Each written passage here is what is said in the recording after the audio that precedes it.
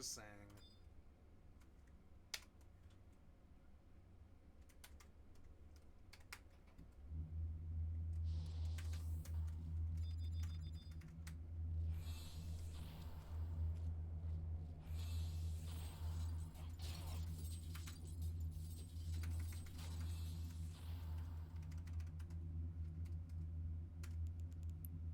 Oh, I lost that. God damn it.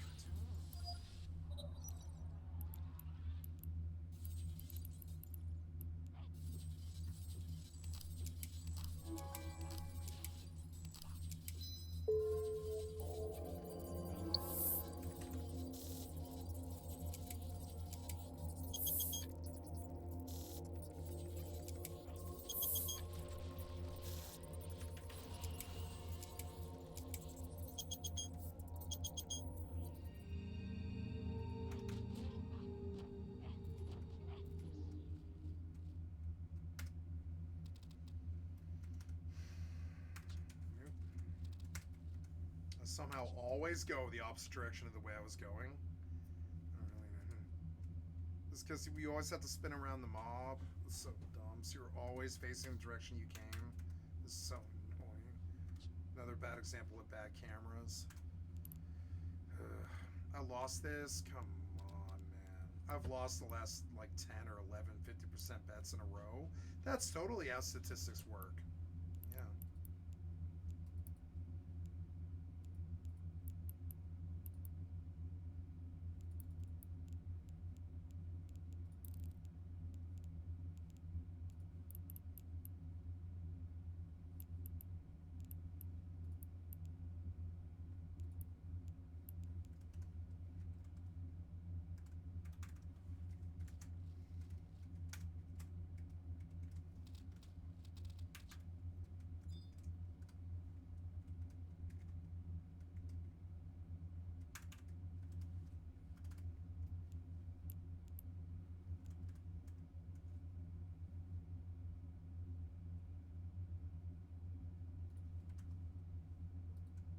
Kremlin. So the methods that KGB use, they can use now, and there is no party or no other institution actually stopping them from doing that.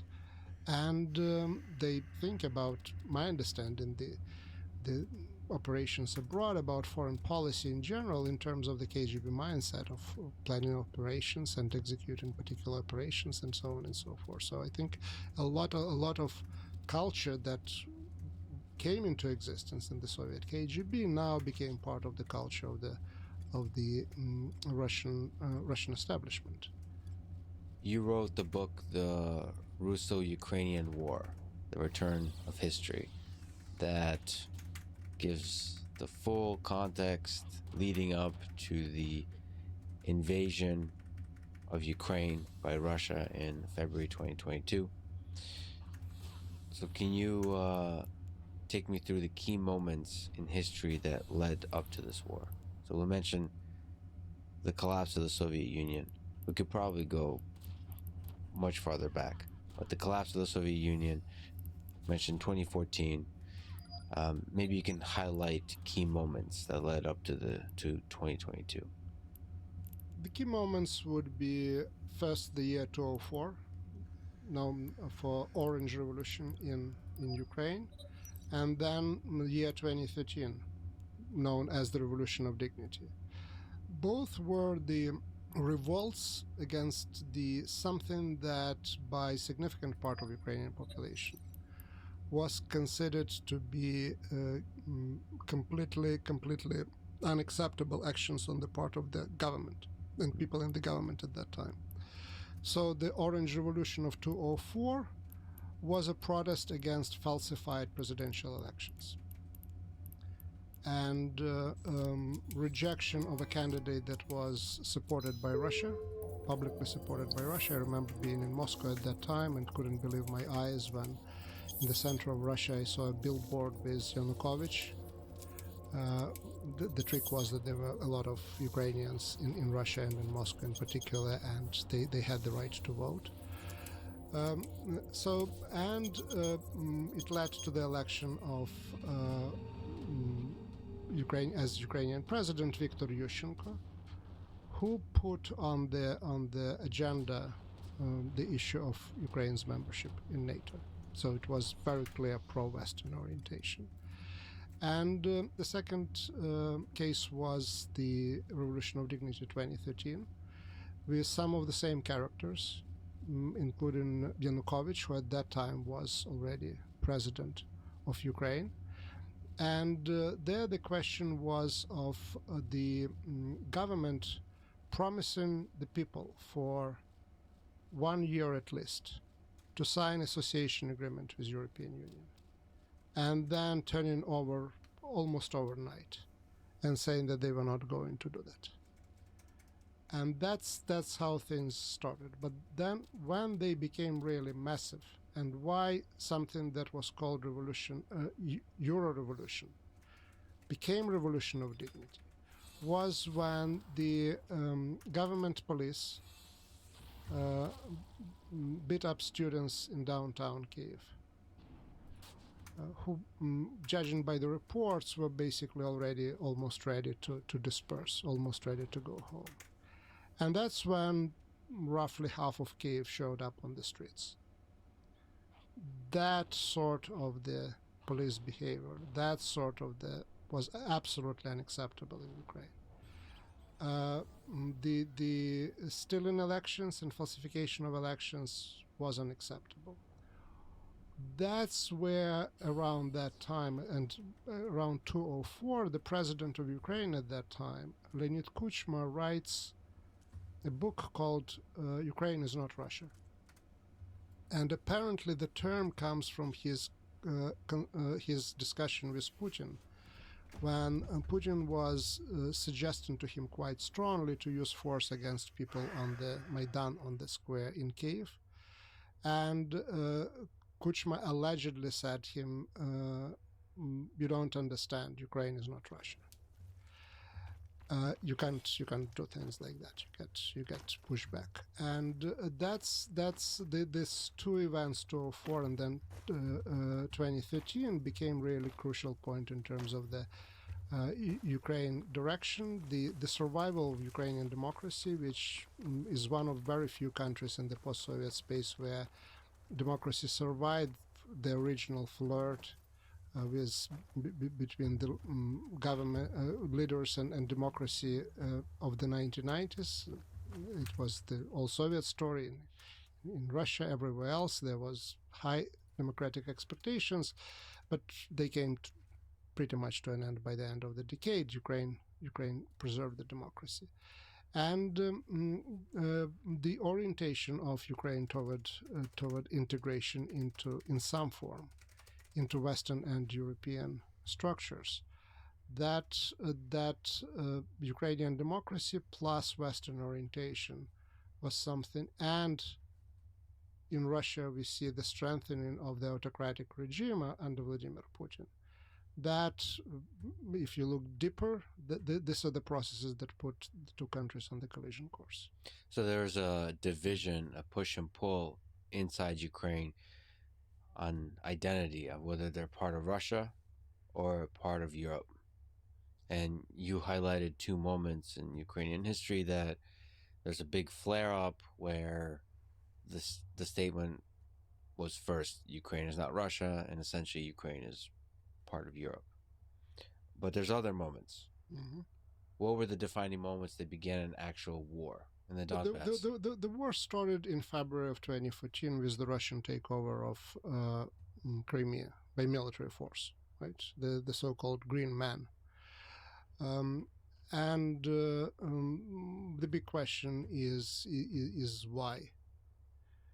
And it's very important to go back to the year 2013 and the start of the protests and the story of the Ukraine signing an association agreement with the European Union. So from what we understand today, the Ukrainian government under President Yanukovych did this suicidal sharp turn after 1 year of promise and association agreement, saying that, okay, we changed our mind under pressure from Moscow.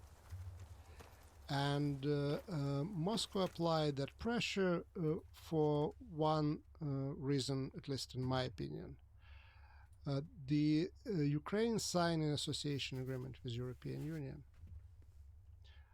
would mean that Ukraine would not be able to sign association agreement with any Eurasian Union in any shape or form.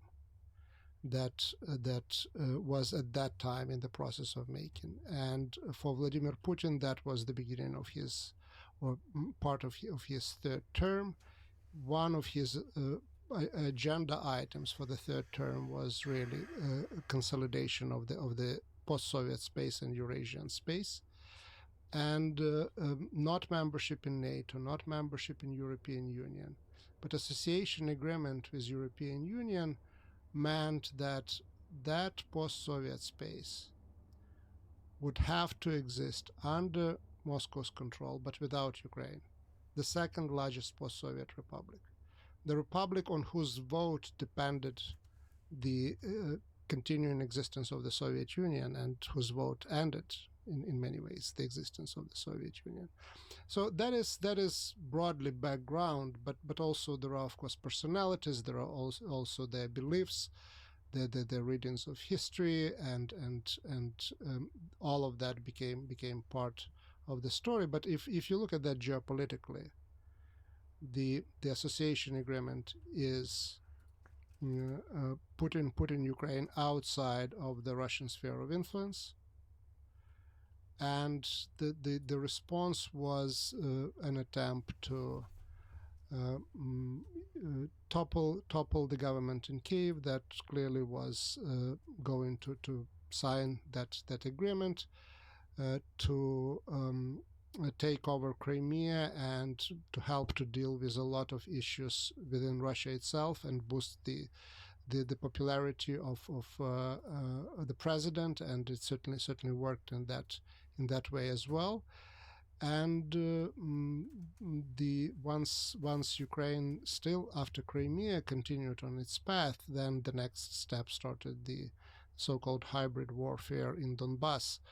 But again, the unlike Crimea, from what I understand, Russia was not really looking forward to taking possession of Donbass. Donbass was viewed as the way how to influence Ukraine, to stop it from a drift toward the west.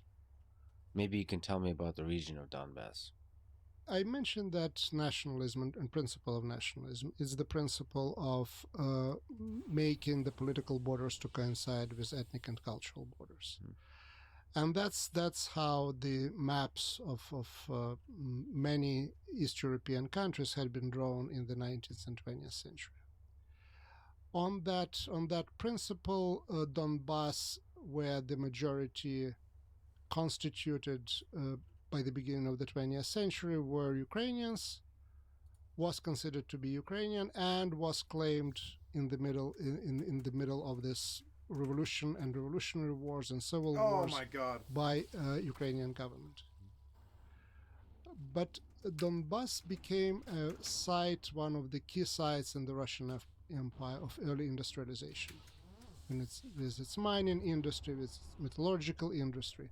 So what that meant was that people from other parts of, not Ukraine, but other parts of the Russian Empire congregated there. That's where jobs were.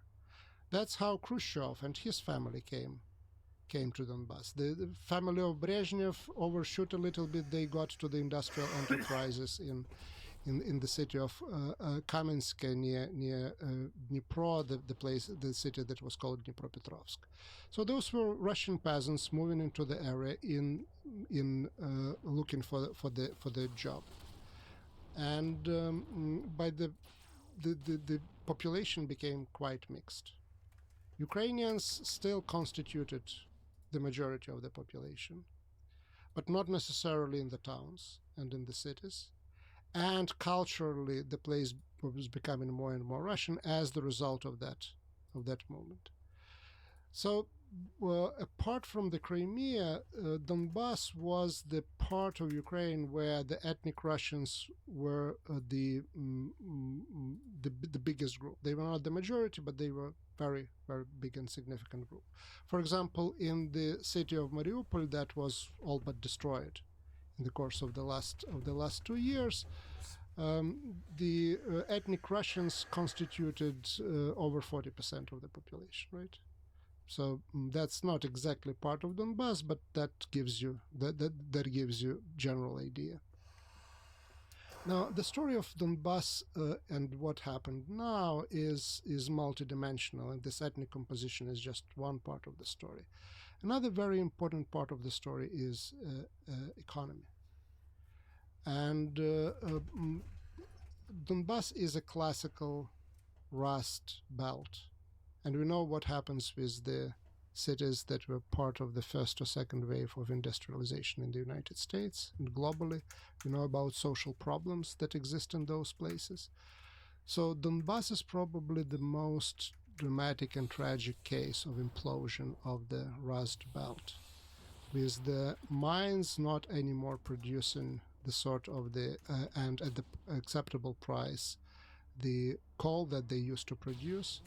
I'm gonna die again because he cast bio on me. With the politicians looking for subsidies as opposed to bio. trying very unpopular measures of dealing something and bring new money and new investment into the region.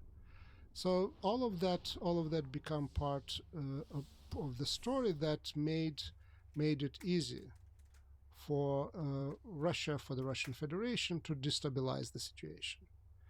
We have interviews with Mr. Girkin, who is saying that he was the first who pulled the trigger and no! shot. Come on, man! It's almost a fucking insult! In the God damn it! Republic. You look at the prime minister, he is another person. Why do you put a 2-minute dot? A 2-minute dot? Permit. Jesus Christ, man. So you see key figures in those positions at the start and the beginning, not being Russians from Ukraine, but being Russians from Russia and Russians from Moscow, closely connected to the government structure and the intelligence structure and so on. So that is the start and the beginning, but the way how it exploded, the way it did, was also a combination of the economic and ethnocultural and linguistic factors. So for Putin, the war in Donbass and even in 2022 is a defensive war against what the Ukrainian government is doing against ethnically Russian people of Donbass. Is that fair to say? Well, how he describes it? What we see, this is certainly the argument, right? This is certainly the argument, and a pretext, because what we see there is that there would be no, and there was no independent mobilization in Crimea either, in Crimea or in Donbass, without Russian presence. Without Russian occupation de facto of the Crimea, there would be no, and there was no before, at least in the previous 5 to 6 years, any mass mobilizations of Russians. There was none of such mobilizations in Donbass before Girkin and other people with military, with parts of military units showed up there. So it is an excuse. You've been to Ukraine. Mm-hmm. You know that Russian language is not persecuted in Ukraine.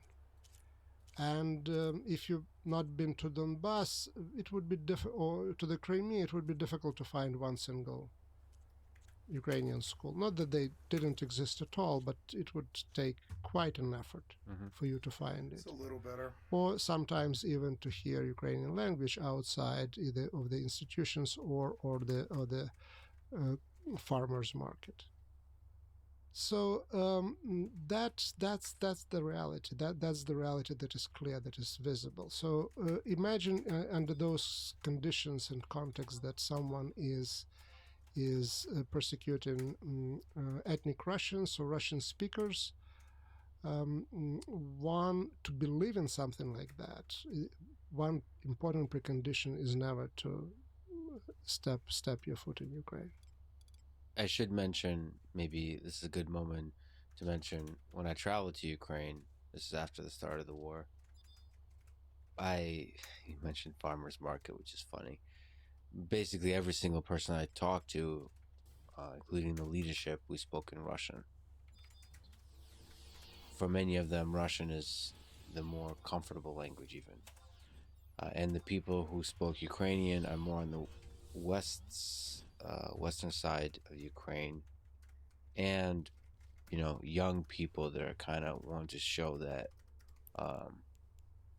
in an activist way that they want to fight for the independence of their country. So I take your point. I wonder if you want to comment about language and maybe about the future of language in Ukraine.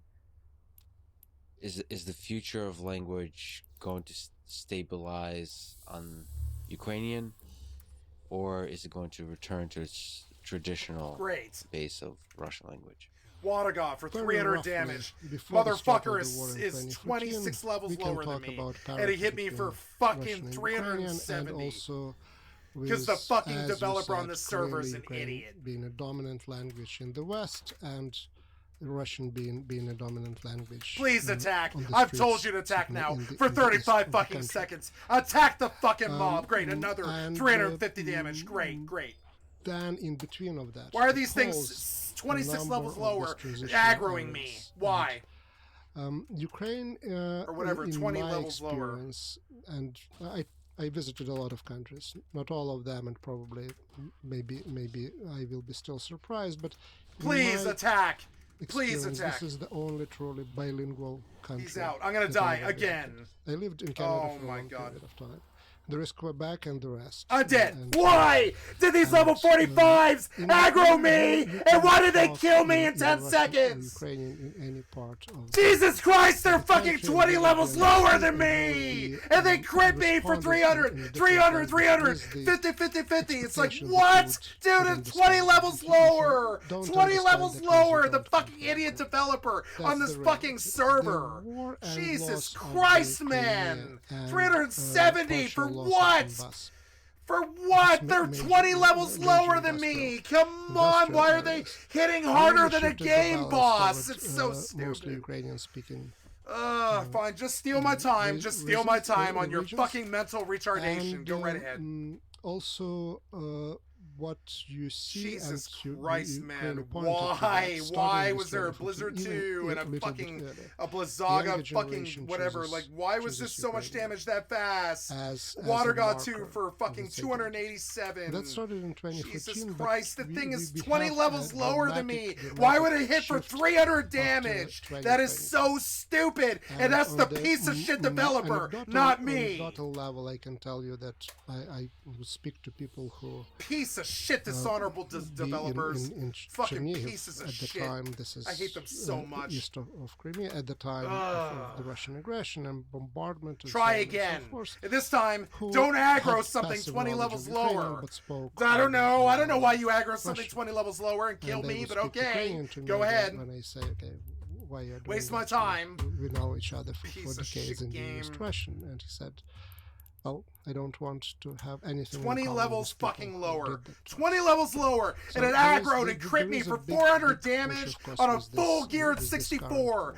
44 crits a 64 for 375? Fuck no. No, they don't. No, they don't. And in the idiot Eric's idiot world they do, but not in reality they don't. No. Not in reality, no. Eric's dumb brain they do, not in reality. Have a project called Mapa Digital Atlas of Ukraine, and we were documenting and mapping different data. Mobs 20 levels lower than you on retail. Do not hit for goddamn 375 Water God 2s. That's some weird mental retardation you're on.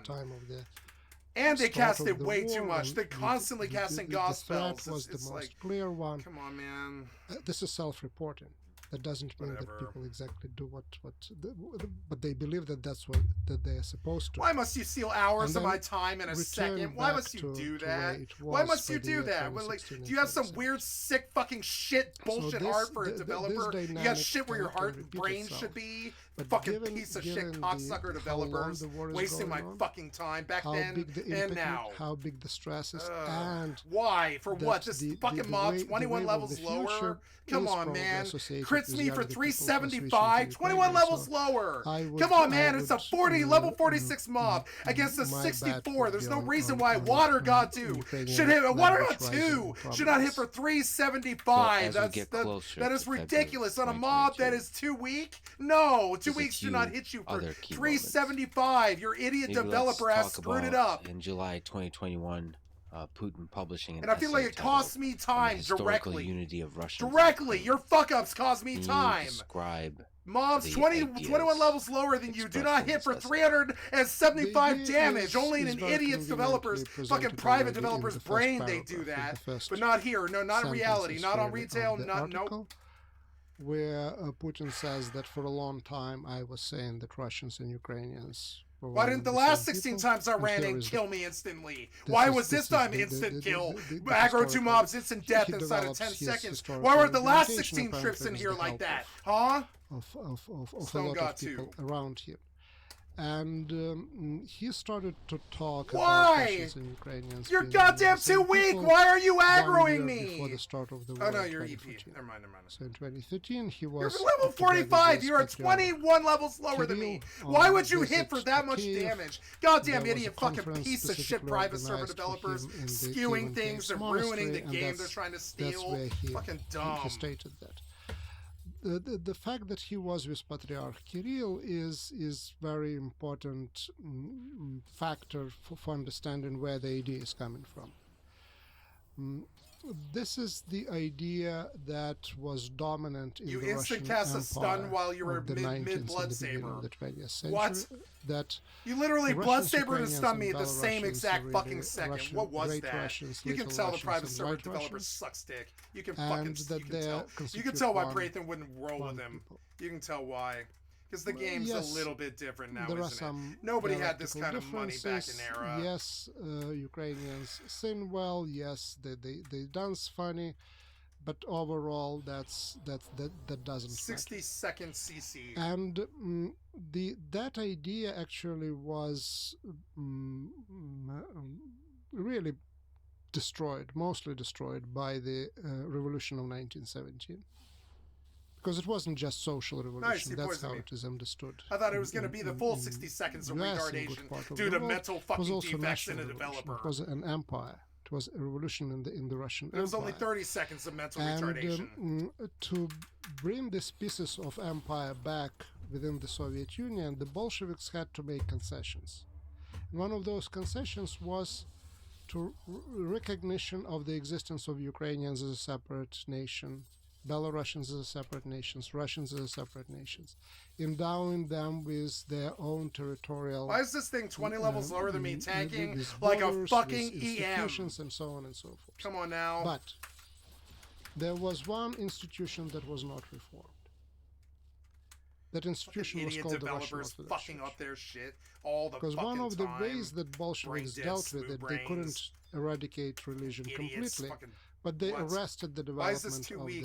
the Wailing on me like a of the fucking religion tea. and thinking and theology on the level as it existed before the revolution of 1917.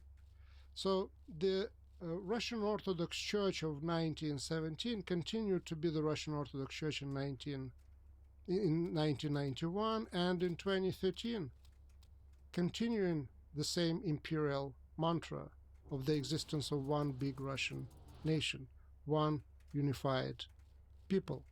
And when you see the formation of the ideas about nations, about foreign policy in the Russian Empire after 1991, they're going back to the pre-Bolshevik times.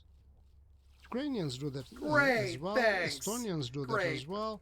The difference is that when Ukrainians go back, they go back to the pre-1917, their intellectual fathers and writings of basically liberal nationalism. Or sometimes they go to the radical nationalism of Bandera, which would be not pre-1917 but pre-1945.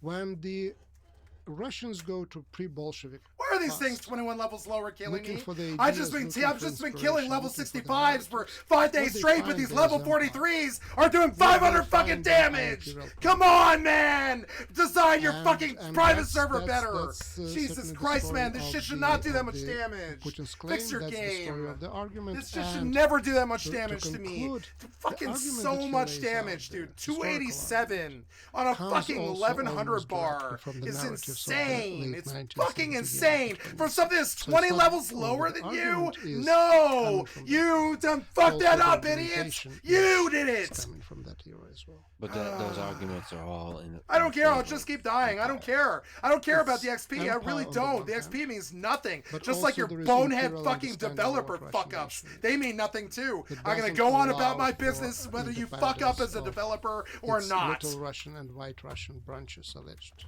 branches. Don't Right? care about your XP So, or anything that you what fucking you see penalize is the me for concept trying to of the play your big game Russian for, nation or any of the that's late stupid 19th, shit that you begin do. 20th century. Fucking piece Empire of sees shit, the worthless writing private of the server world. developer fucking shit up. That 20 nationalism is on levels the high, rise. like lower, hitting And for a it tries to 375. survive Water by got 2 fucking mobilizing jackass cocksucker the nationalism fucking of up the Final largest Fantasy group in the 11. empire, I can see why Prathan which didn't happens to like be you. Russian. I can see why your crew Um, fell apart. Stalin is I a can big see why you had a promoter of fucking the- insurrection. some form of Because you're Russian bad at nationalism, this. especially during the war and after war.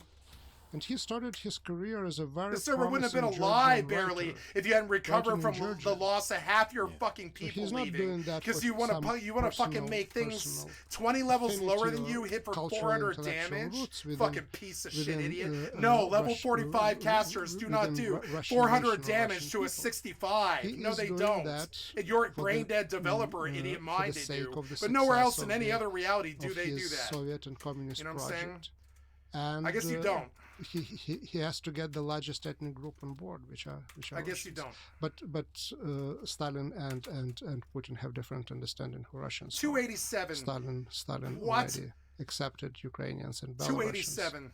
Their existence. Putin goes back to pre-Stalin and pre-Lenin times. So if we step back from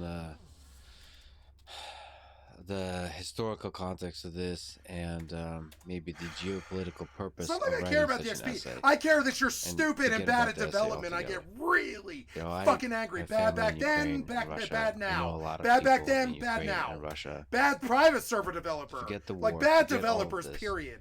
There's a kind of, they all kind of sound the same.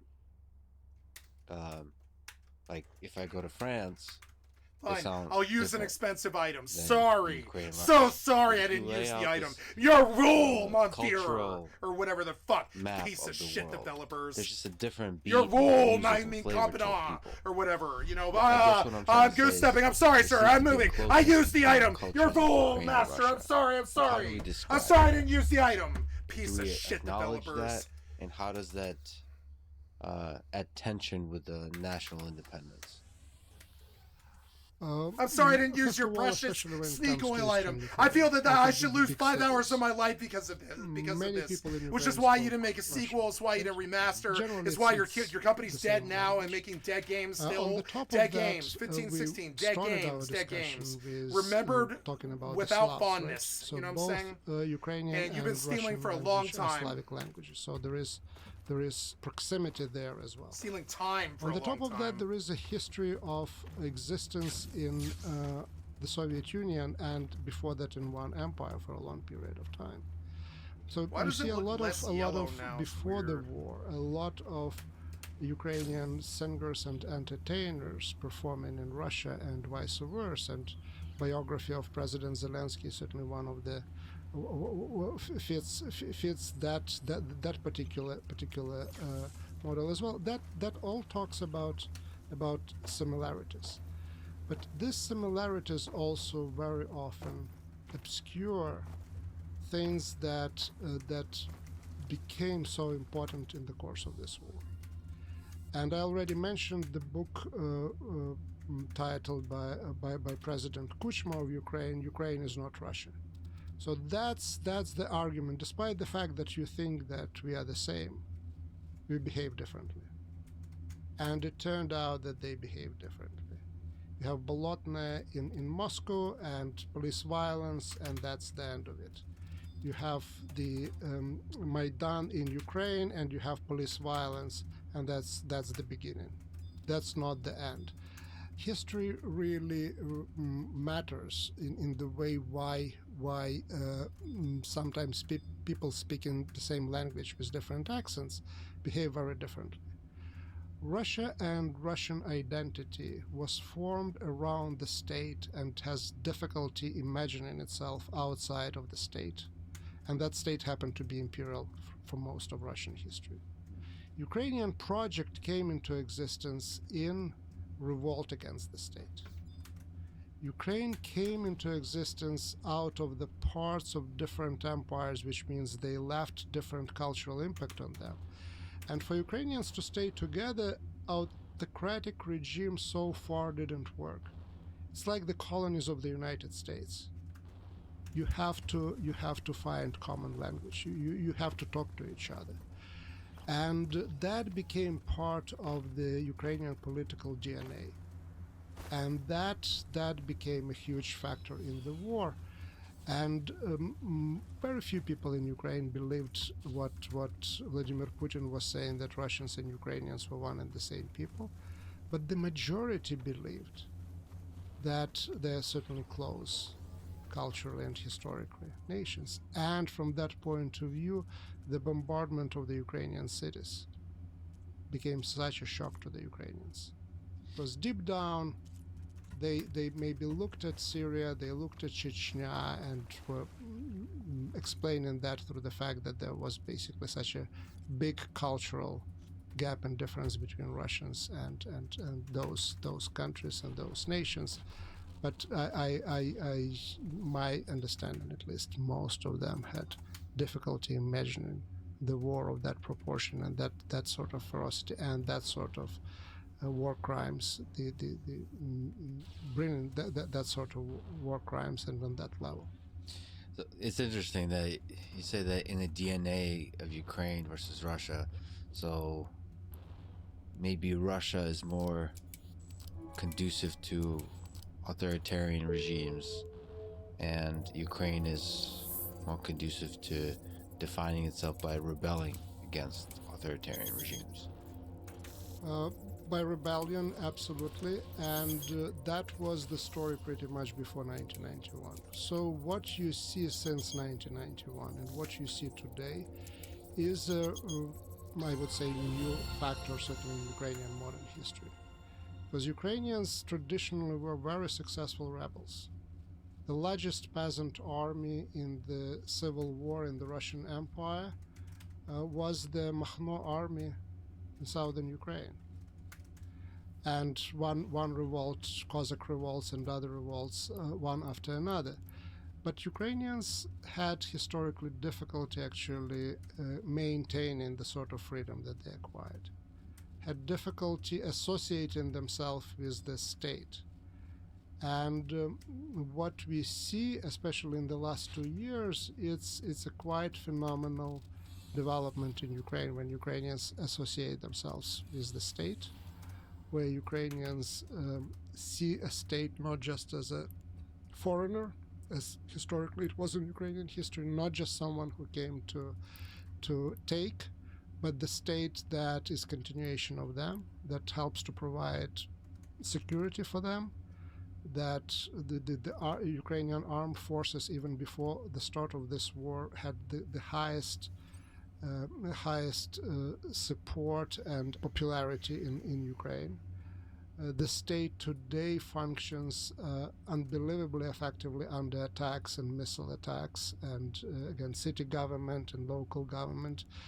And we are witnessing, when it comes to Ukraine, we are witnessing a very important historical development where Ukrainians found their state for the first time through most of their history, and try to make a transition from successful rebels to successful managers and state builders. I talked to John Mearsheimer recently. There's a lot of people that believe NATO had a big contribution to the Russian invasion of Ukraine in 2022. So what role did NATO play in this full history from Bucharest in 2008 to today? NATO was a big part, certainly, of the Russian justification for the war. That was the theme that was up there in the months leading to the aggression. The truth is that, and Vladimir Putin went on record saying that the Western leaders were telling him again and again that there is no chance for Ukraine to become a member of NATO anytime soon. Russia was very effective back in the year 2008 in stopping Ukraine and Georgia on the path of joining NATO. There was a Bucharest summit at which the US president at that time, George W. Bush, was pushing for the membership. And Putin convinced leaders of France and Germany to block that membership. And after that, membership for Ukraine and for Georgia was really removed from the realistic agenda for NATO. And that's what the leaders of the Western world in the month leading to the February 2022 aggression were trying to convey to Vladimir Putin. What he wanted there was an ultimatum that really was there to not to start negotiations, but really to stop negotiations. He demanded the withdrawal of NATO to the borders of the 1997, if I am not mistaken. So completely something that neither leaders would accept nor the countries members of NATO would accept. But for me, it's very clear that that was an excuse, that was a justification. And what happened later in the year 2022 and 2023 certainly confirms me in that belief. Finland joined NATO, and Sweden is on the way to joining NATO. So Finland joining NATO increased border between Russia and NATO twofold and probably more than that. So if NATO is the real concern, it would be probably not completely unreasonable to expect that if not every single soldier, but at least half of the Russian army fighting in Ukraine would be moved to protect the new border with NATO in Finland.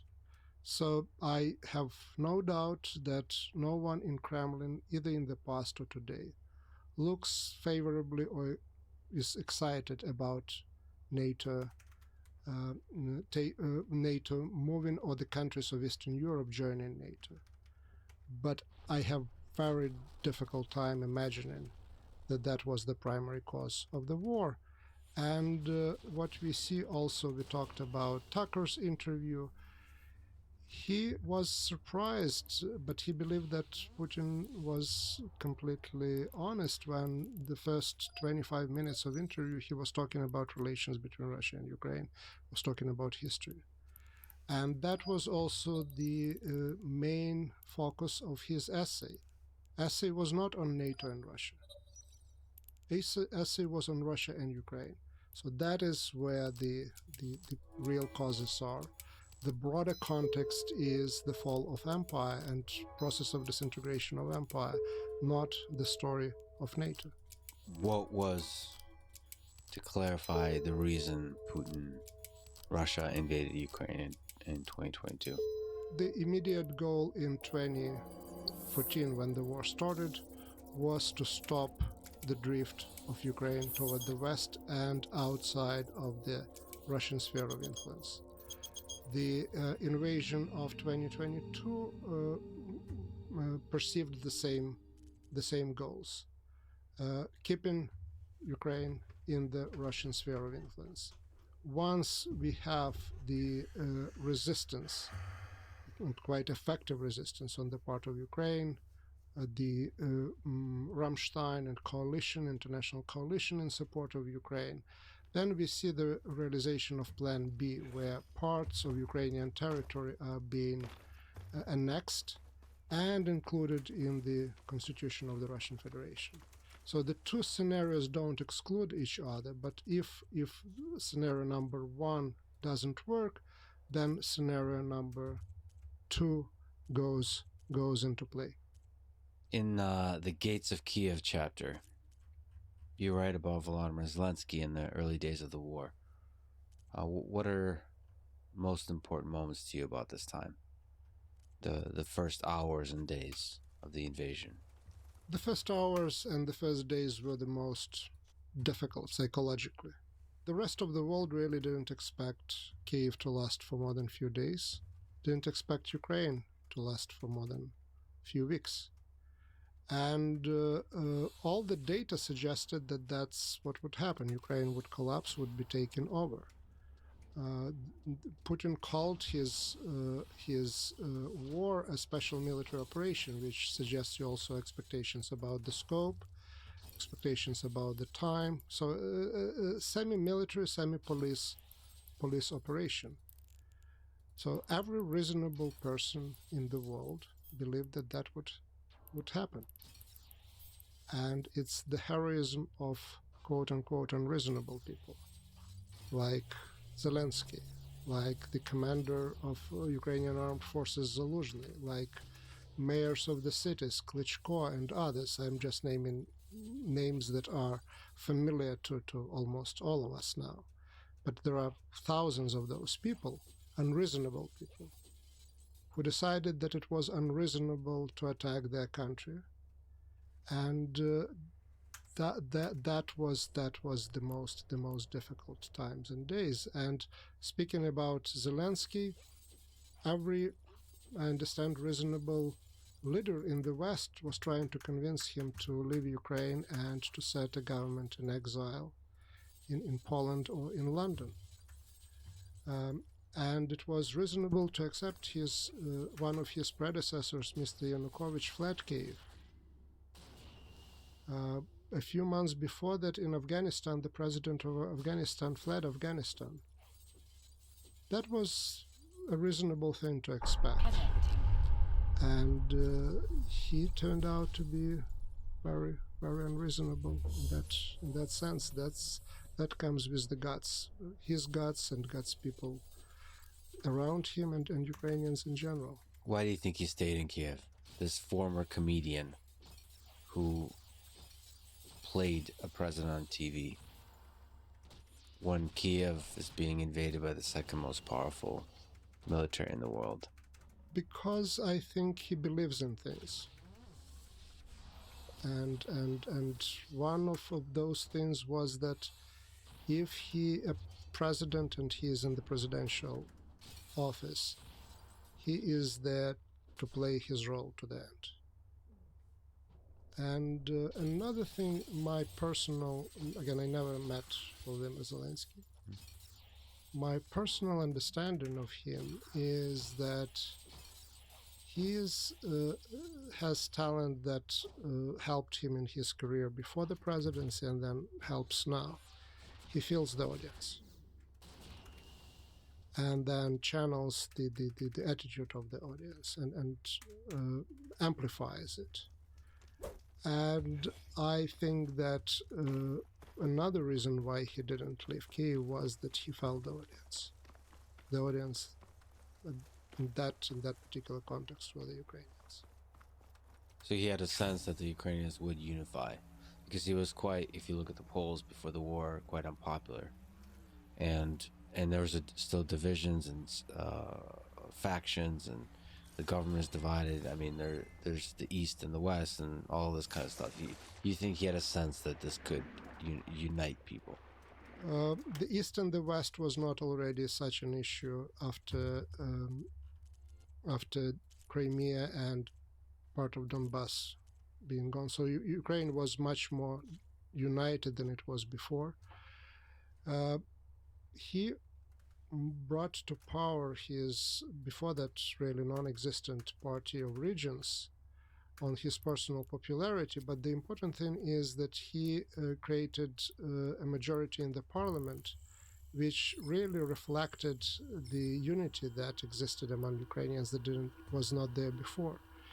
He won with 73% of the population of those who took part in the elections. His predecessor, Petro Poroshenko, also carried 90% of the precincts, and the same happened with Zelensky. So the country unified after 2014 to a degree it was impossible to imagine before, and Zelensky felt that. Zelensky knew that, and that's where the talent of politician really matters, and that's something that you can see beyond just data, and you can feel that. Apparently Yeltsin had that ability. Why did the peace talks fail? There was a lot of peace talks. Well, the main reason is that the conditions that Russia was trying to impose on Ukraine were basically unacceptable for Ukraine. Because one of the conditions, apart from this strange thing called denazification, was, of course, de facto loss of the territory, and for the future, really staying outside either of NATO or any Western support, which was very clear. You can buy a couple of weeks, you can buy a couple of months, but in the conditions like that, Russia will come back tomorrow and will take over everything. And once Ukrainians realize that they can win on the battlefield, once the Russians were defeated and withdrew from Kiev, the opportunity emerged to get out of the negotiations, which was very clear were leading, if not today, then tomorrow, to the complete destruction of Ukraine. And then, of course, once the territory started to be liberated, things like Bucha and massacres of the civilian population came to the fore, which made also very difficult, if not impossible, to conduct negotiations from this moral and emotional point of view. What about the claims that, Boris Johnson, the West, compromised the ability of these peace talks to be successful? Basically, kind of manipulated the talks. I asked people who accompanied Boris Johnson to Kiev that question. The answer was no, and I believe this answer, and I'll tell you why. Because it is very difficult for me to imagine President Zelensky to take orders from anybody in the world, either Boris Johnson or Joe Biden or That's like anybody me. else, Yeah. and That's like basically me doing too. I things won't do that it either. Zelensky believes are not in his interest or in the interest of his country. I just can't imagine that anybody in the world telling Zelensky what to do and Zelensky actually following it against his own wishes and desires, at least if that is possible. What is in the public sphere doesn't allow us to suggest that it is. That said, Zelensky is a smart man, and he knows that the war can only continue with the West's support. That is a different supposition to know that it can continue with the West support, but if we are talking about withdrawing from the negotiations, that's not about the continuation of the war. For that you don't need Western support. Well, what I mean is, if he started to sense that the West will support no matter what, then maybe the space of decisions you're making is different. We can interpret that way.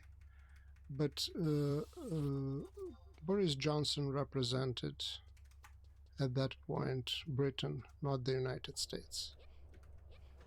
And really what the war showed, and it was clear already at that time, that what was needed was massive support from from the West as a whole. And the promise of that support came only after the West realized that Ukraine can win, and came only in late April with the Ramstein, so at least a few weeks later. So I don't know how much Boris Johnson could promise. He probably could promise to try to help and try to convince and try to work on that. If Zelensky acted on that promise, he certainly was taking a risk. But the key issue, again, I'm going back where I started, it's a principle, an acceptance for Ukraine, the conditions that were offered. And Ukraine was, the moment they saw the possibility that they could fight back, with Johnson's support, without Johnson's support, they took the chance. So what are the ways this war can end, do you think? What are the different possible trajectories? Whether it's peace talks, what does winning look like for either side? What is the role of U.S.? What trajectories do you see that are possible? It's a question on the one level very easy to answer, on the other very difficult. The level on which it is very easy, it's a broad historical perspective. If you really believe, and I believe in that this is the war of the Soviet succession, that this is the war of the disintegration of empire, you know how this story ends.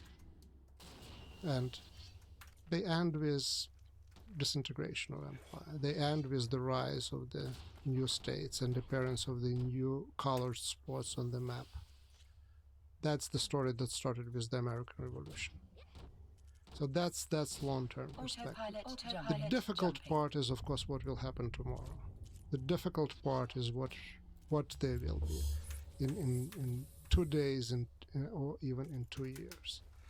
And in very broad terms, the war can end in one of 3 scenarios: the victory of one side, the victory of another side, and a sort of a stalemate and compromise, especially when it comes to the territories. This war is already approaching the end of the second year. I follow the news and look analysis. I don't remember one single piece suggesting that the next year will bring peace, or will bring peace for sure. And we are in a situation where both sides still believe that they can achieve something or improve their position on the battlefield. Certainly, that was the expectations of Ukrainian side back in the summer and early fall of 2023. And from what I understand now, this is certainly the expectations of the Russian side today. This is the largest war in Europe since World War II, the largest war in the world since Korean War. And we know that the Korean War ended in this division of Korea, but the negotiations were going on for more than 2 years. While those negotiations were going on, both sides were trying to improve their position there. And until there was a political change, death of Stalin, arrival of Eisenhower in the United States, and the realization that the chances of succeeding on the battlefield are huge, the peace talks didn't come. So at this point, all 3 scenarios are possible. I don't really discount any of them. It's early to say what will happen. So without any political change, let's try to imagine what are the possibilities that the war ends this year. Is it possible that it can end with compromise basically at the place it started? Meaning back to the borders of 2022? Yeah, back to the borders of 22 with some security guarantees that aren't really guarantees, but are hopeful guarantees. No, it is not just virtual impossibility. It is impossible without political change in Moscow. The reason is that back in the fall of 2022, Vladimir Putin included 5 of Ukrainian regions, Approaching oblasts, Stargate. even those that he didn't control or didn't control fully, into the Russian constitution, which basically, in simple language, is that the hands are tied up not only for Putin himself, but also for his possible successors. So that means that no return to the borders of 2022 without change, political change in Moscow, are Autopilot possible. jumping. A few days after that decision in Moscow, Zelensky issued a decree saying that no negotiations with Russia. Warping to What Stargate. that really Warp drive meant in plain active. language is that basically we are Autopilot not prepared to negotiate a stable agreement with 5 of our oblasts, not just annexed but also included into the Russian constitution. So that's where we are. So that scenario is Warp drive again, active. everything is possible, of course, but it's highly unlikely. So the Russian Constitution is a thing that makes this all very difficult. Yes, and not only as a negotiation tactic for Putin or whoever would negotiate on the Russian side, but also as a legal issue. So like the practical aspect of it even is difficult. Yes, you really have to Approaching change the Stargate. constitution before the peace agreement takes hold or immediately after that. And with the Minsk agreements, that was one of the things that Russia wanted from Ukraine, change of the constitution. And it turned out to be really impossible. So that's one of the Approaching Stargate. backstories of the Minsk and collapse of the Minsk agreements. Is there something like Minsk agreements that are possible now to, maybe this is a legal question, but to override the Constitution, to sort of shake everything up? So see the constitutional amendment as just a negotiation tactic to come to the table to something like Minsk agreement. Given how fast those amendments to the constitution Autopilot were jumping. adopted, that suggests that really executive power in Russia has enormous power over the legislative branch. So it's again difficult to imagine, but technically this is possible. Again, Yeah. but Stargate. possible if there is a Warp political drive change in active. Moscow.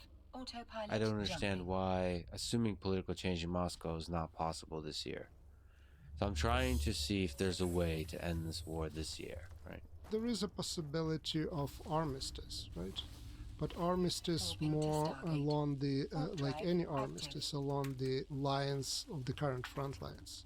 Approaching But Stargate. withdrawal of the Russian troops to the borders of 2022 at this point, whether it's reasonable or unreasonable, can be achieved only as the result of the defeat of the Russian army, like it happened near Kiev. Is it possible? Possible. Is it likely, Approaching especially Stargate. given what is happening with the Western support, military support for Ukraine? Probably not. But if Putin, the executive branch, has a lot of power, why can't the United States president, the Russian president, the Ukrainian president come to the table and draw up something like the Minsk agreements, and then rapid constitutional changes made, and you go back to the borders of 2022, Autopilot before jumping. 2022, like through agreements, through compromise? Impossible for you. Certainly not this year. I look at this year as the time when at least one side, Russian side, will try to Warping to Stargate. get as much as it can Warp drive through active. military means.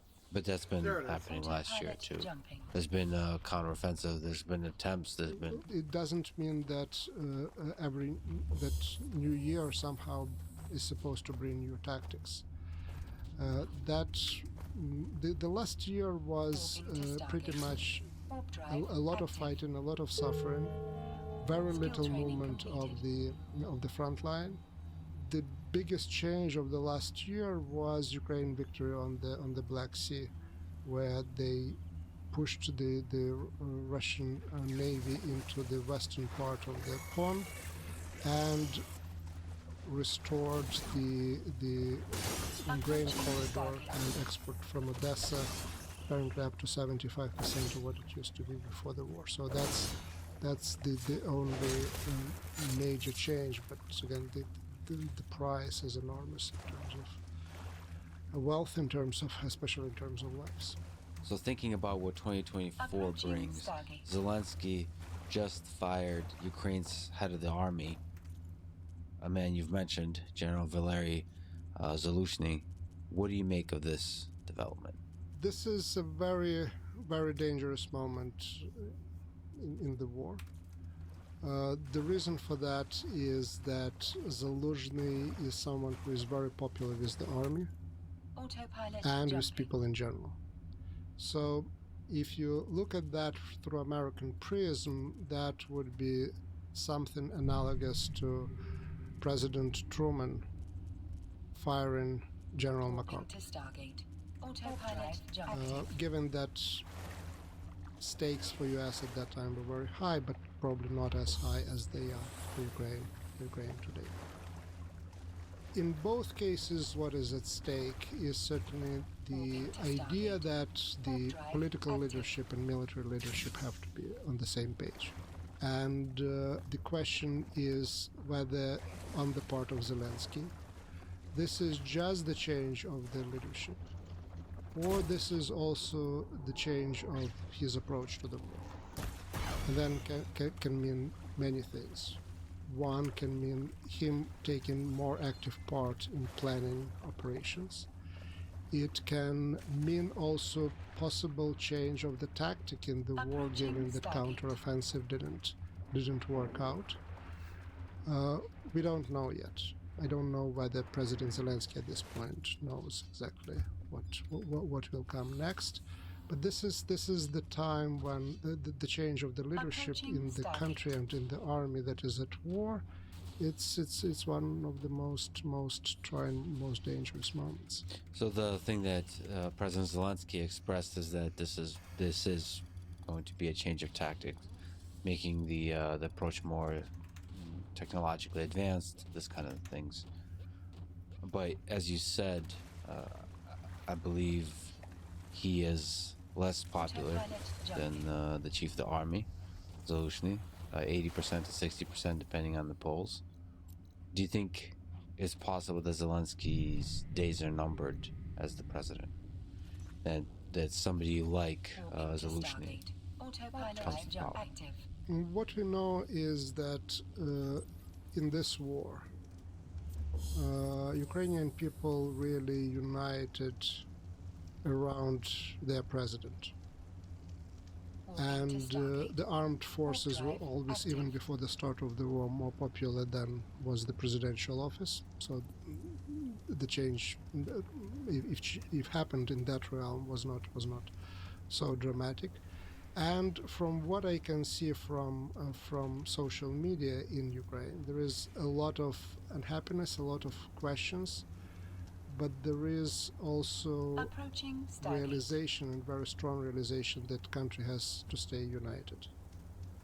And certainly the behavior of Zaluzhny himself is there basically not suggesting any sort of a Prigozhin type of scenario. That gives me some hope, actually a lot of hope. And in terms of whether Zelensky's days are numbered or not, I don't think they're numbered. But if Ukraine stays a democracy, and I believe it will stay, what comes to my mind is the story of Churchill, the story of de Gaulle, in Poland the story of Pilsudski. So once the war is over, really the electorate in the democratic elections, they want to change the political leadership. They want to move forward. But Pilsudski came back to power, and de Gaulle came back to power, and Churchill came back to power. So no, whatever happens in the short run or medium term run, I think that Zelensky days in politics are not numbered. So what to you is interesting, for example, if I get a chance to interview Zelensky, what to you is interesting about the person that would be good to ask about, to explore about the state of his mind, his thinking, his view of the world as it stands today?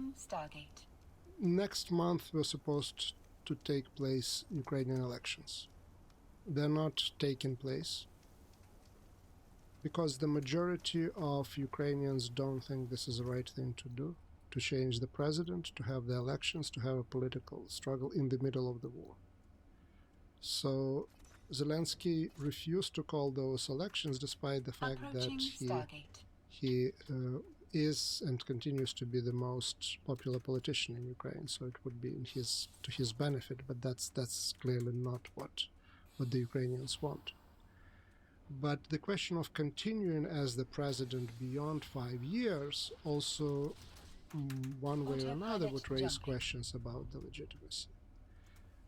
And certainly Russia will be playing this card like there is no tomorrow. And what I would be interested in asking Zelensky about, whether he sees that his second term, which comes on those conditions, would suggest a different attitude toward the opposition, maybe some form of the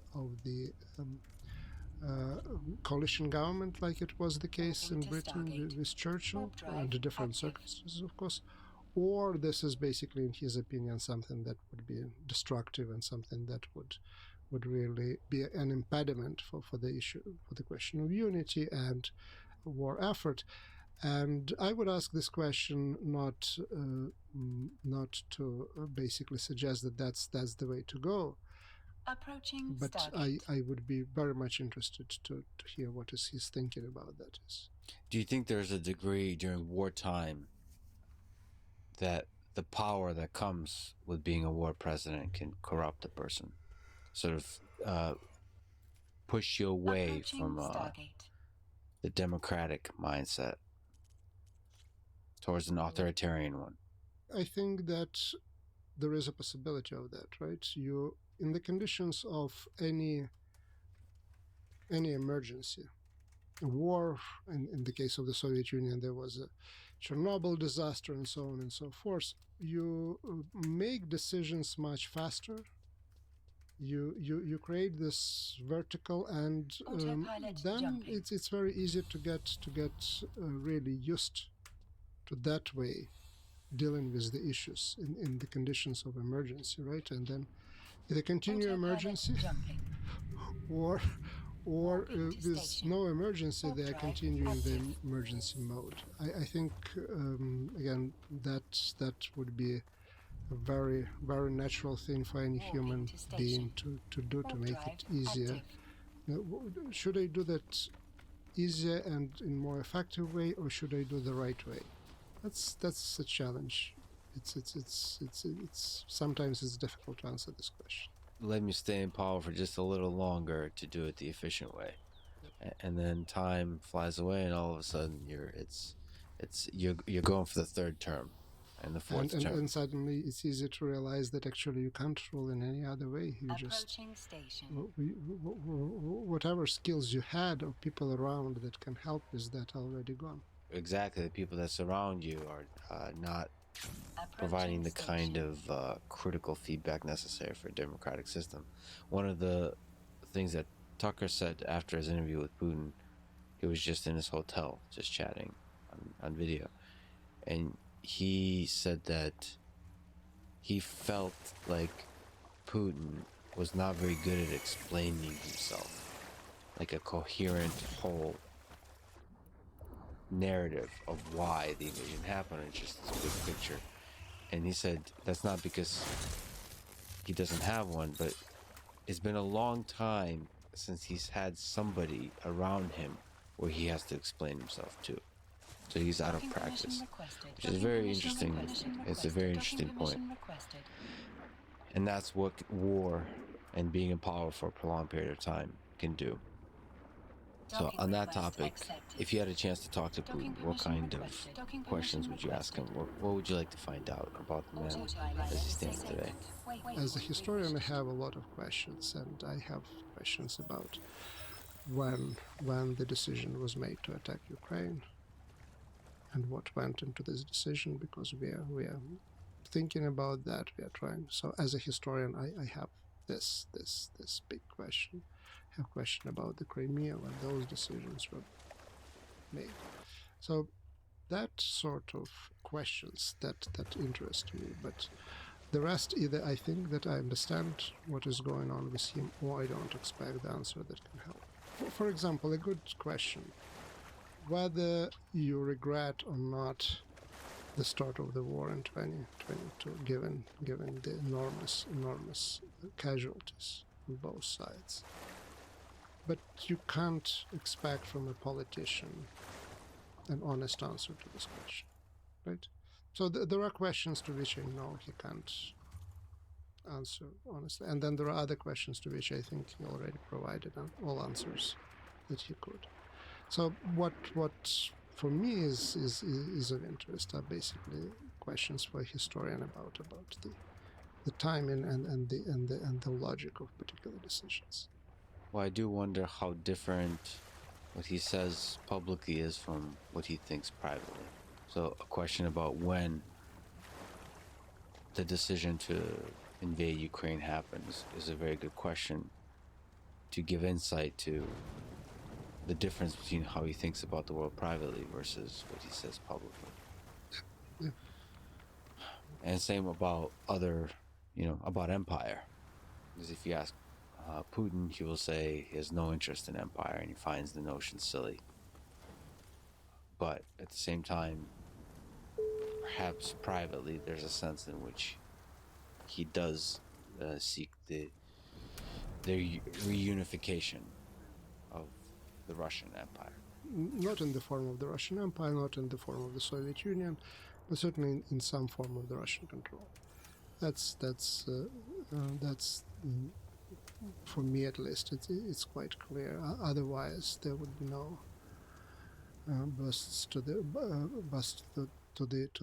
Russian emperors and Catherine and Peter and others. You wrote in your book titled "The Frontline: Essays on Ukraine's Past and Present" about the Russian question.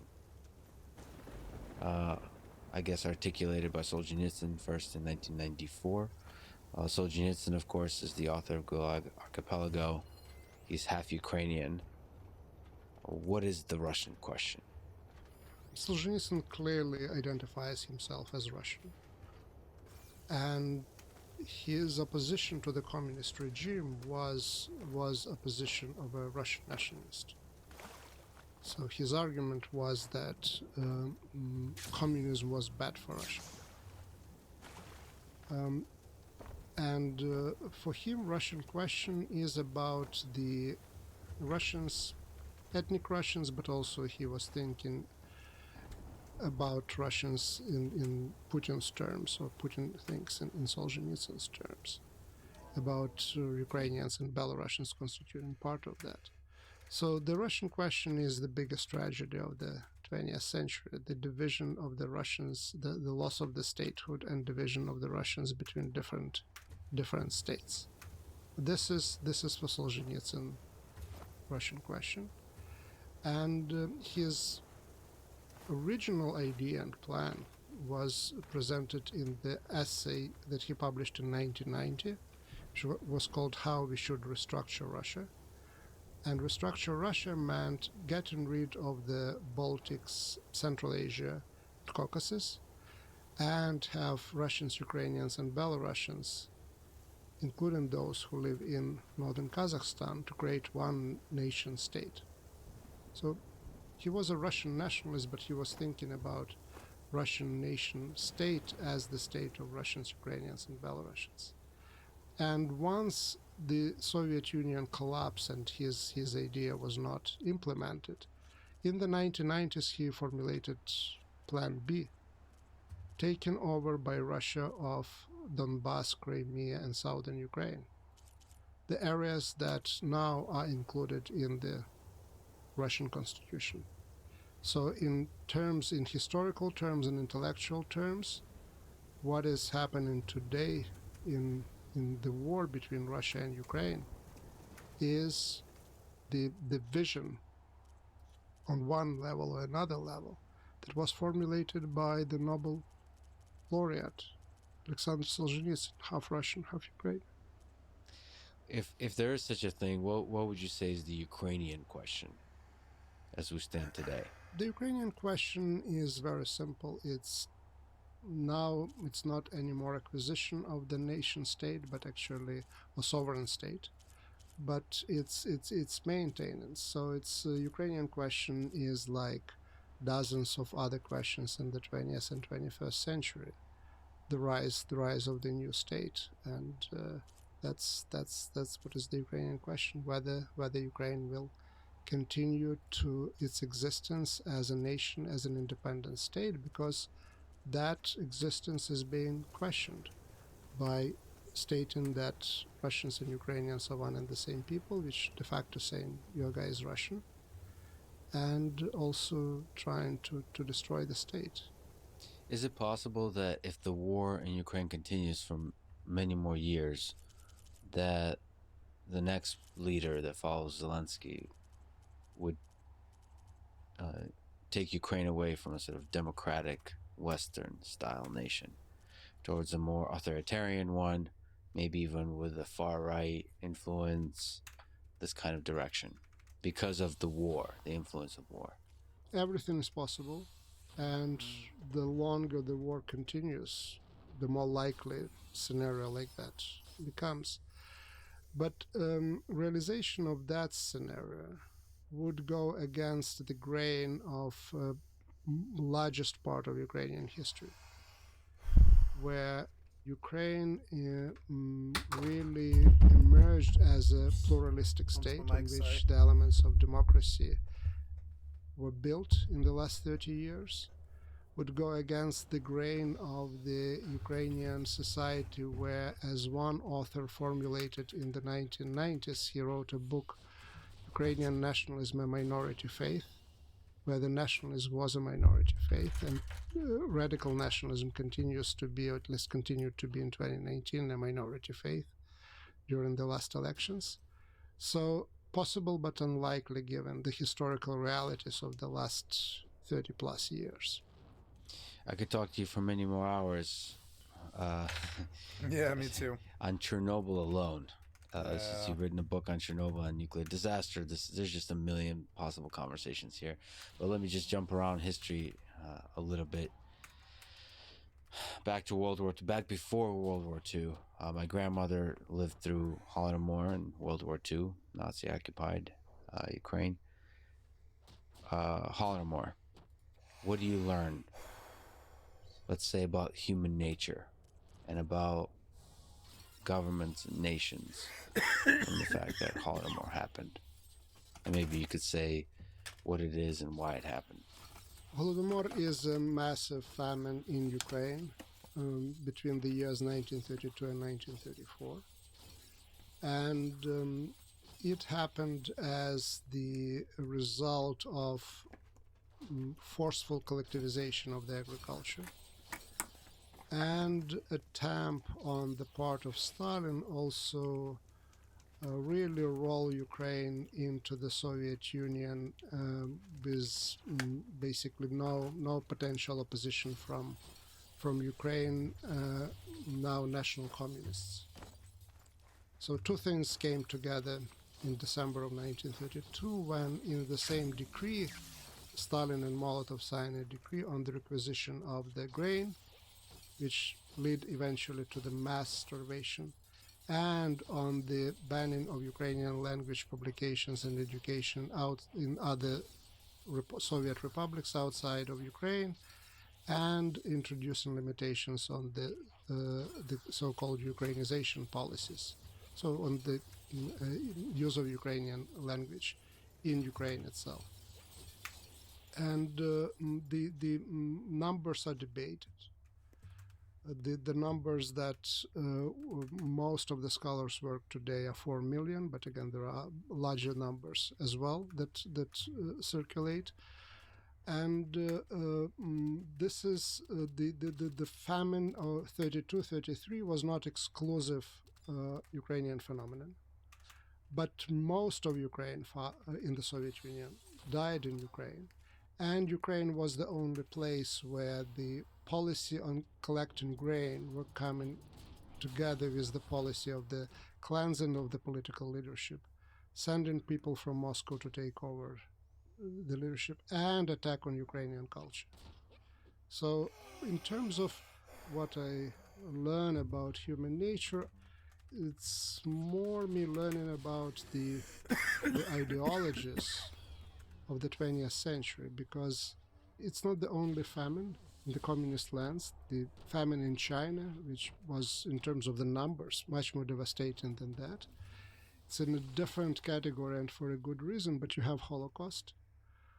What unites these things is the time. This is 20th century. What unites them are the dominance in the societies that are doing that, really ideologies that not just devalued human life, but considered that actually the way forward is by destroying large group of populations defined ethnically, religiously, socially, or otherwise, which tells about the time, but tells also about humanity, because for centuries before that, human life was valued. There were enemies, but the idea was that human life can put, and you can, at the end of the day, they can be slaves. They can be, you can use them for productive force. Countries in the 18th century with southern Ukraine, they were looking for settlers, for people to bring and live on land. You move into the 20th century and there is mass destruction of the population in the name of ideologies, which basically are, by definition, destroy human lives. And that's what really so shocking and striking, because that's that break with not just with issues of morale, not just with issues of humanity, with any common sense, what is happening. And I am absolutely convinced that we didn't learn the lesson. I'm absolutely convinced that we didn't learn the lesson. With turning our page on fascism and communism, we somehow decided that we are free of that. That at least in those terms, history came to an end. But what is ahead is the future, and nothing of that sort would happen, would take place, to a degree that people would get in trouble for comparing any statements or events that are happening today with either communism or fascism. Oh God. And so I feel responsibility of myself, and as a historian in particular, for not doing a better job about telling people that, well, we are who we are, and we have as humans our dark side, and we have to be very careful.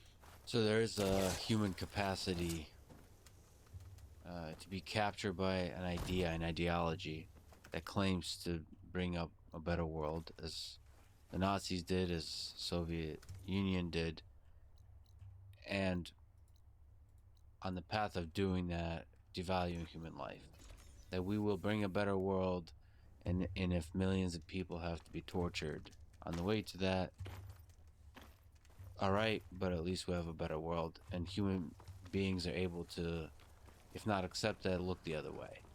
Yes, and in the name of a particular nation or race, like with the Third Reich, or in the name of the humanity of the future. Not just devalue human life, destroy human life. Is there something fundamental about communism and centralized planning that's part of the problem here? Maybe this also connects to the story of Chernobyl, where the Chernobyl disaster is not just a story of failure of a nuclear power plant, but it's an entire institution of the scientific and nuclear institution, but the entirety of the government. There is, and there is a number of factors of political and social character that produced Chernobyl. And one of them is generally the atmosphere of secrecy in the Soviet Union in the conditions of the Cold War. Chernobyl reactor was a dual-purpose reactor. It could boil water today and produce enriched uranium tomorrow, right? So it was top secret.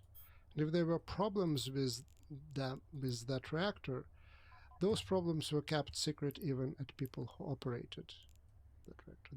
That's what happened. That's what happened in Chernobyl. Another big part of the story, which is specifically Soviet, that's the nature of the managerial culture and administrative culture in which people had no right to make their own Weapon decisions in upgrades. their Damn place, it. in their position. A few years before that, 3 Mile Island happened, which was a big nuclear disaster, but in terms of consequences, nothing like Chernobyl. And there, in the context of the American legal culture and managerial culture, people who were operators, who were in managerial positions, that was their responsibility to take decisions. President Carter came there, but he was not calling shots on none of those issues. What you see with Chernobyl, and people who saw HBO series know that very well, the moment the high official arrives, everyone actually falls in line. It's the official who calls the shot. And to move population from the city of Pripyat, you needed the okay coming from Moscow, from the very top. So that is Soviet story. And then there is a global story of cutting corners to meet either deadlines, like it was with that test that they were running at that time, or to meet production quotas. This is not just socialist thing. You can replace production quotas with profit, and you get the same story. So some parts in that story are generally reflective of our today's world in general. Others are very specific for Soviet Union, for Soviet experience. And then the biggest probably Soviet part of that story is that on the one hand, the government in Moscow and Kiev, they mobilize all resources to deal with that, but they keep information about what is happening and the radiation clouds secret from the rest of the population, something that completely would be impossible and was impossible in US, in UK, where other accidents happened. And then guess what? A few years later, the Soviet Union collapses very much also thanks to the mobilization of people over the issue of Chernobyl and nuclear energy. In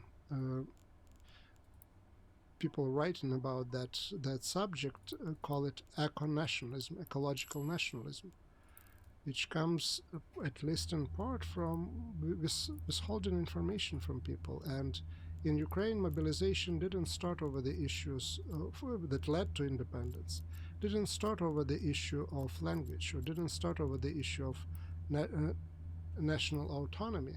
It started under the slogans, "Tell us the truth about Chernobyl. We want to know whether we live in contaminated areas or not." And that was a very strong factor that crossed the not just ethnic, religious, or linguistic lines between members of the party and not members of the party, of the top leadership and not, in military and civilian, because it turned out that the party card didn't protect you from being affected by radiation. So the all-national mobilization happens. The first mass manifestations are about Chernobyl, not about anything else. That's fascinating. I mean, for people who might not know, Chernobyl is located in Ukraine. It's a fascinating view that Chernobyl might be one of the critical sort of threshold catalysts for the collapse of the Soviet Union. That's very interesting. Just as a small aside, I guess this is a good moment to give some love to the HBO series. It made me, even though it's British accents and so on, it made me realize that some of these stories in Eastern Europe could be told very effectively through film, through series. It was it's so incredibly well done. And maybe I can ask you, historically speaking, were you impressed? I was, and I think that the miniseries are very truthful on a number of levels, and very untruthful on some others. And they got excellent in very well the macro and micro levels. So the macro level is the issue of the big truth, and the story there is very much built around the theme that I just discussed now. It's about the cost of lies, right, and the Soviet Union lying to the people, and that's what the film explores. So that's, I call it, a big truth about Chernobyl. And they got a lot of minor things really very well, like the curtains on the windows, like how the houses looked from inside and outside. I didn't see any post-Soviet film or any Western film that would be so good at capturing those everyday details. But then there is a huge gray area in between big truth and small truths of the recreating the environment, and that's how you get from one to another. And then you see the KGB officers coming and taking someone out of the meeting and arresting, which was not necessary. You see the Soviet boss threatening someone to throw the person from the helicopter.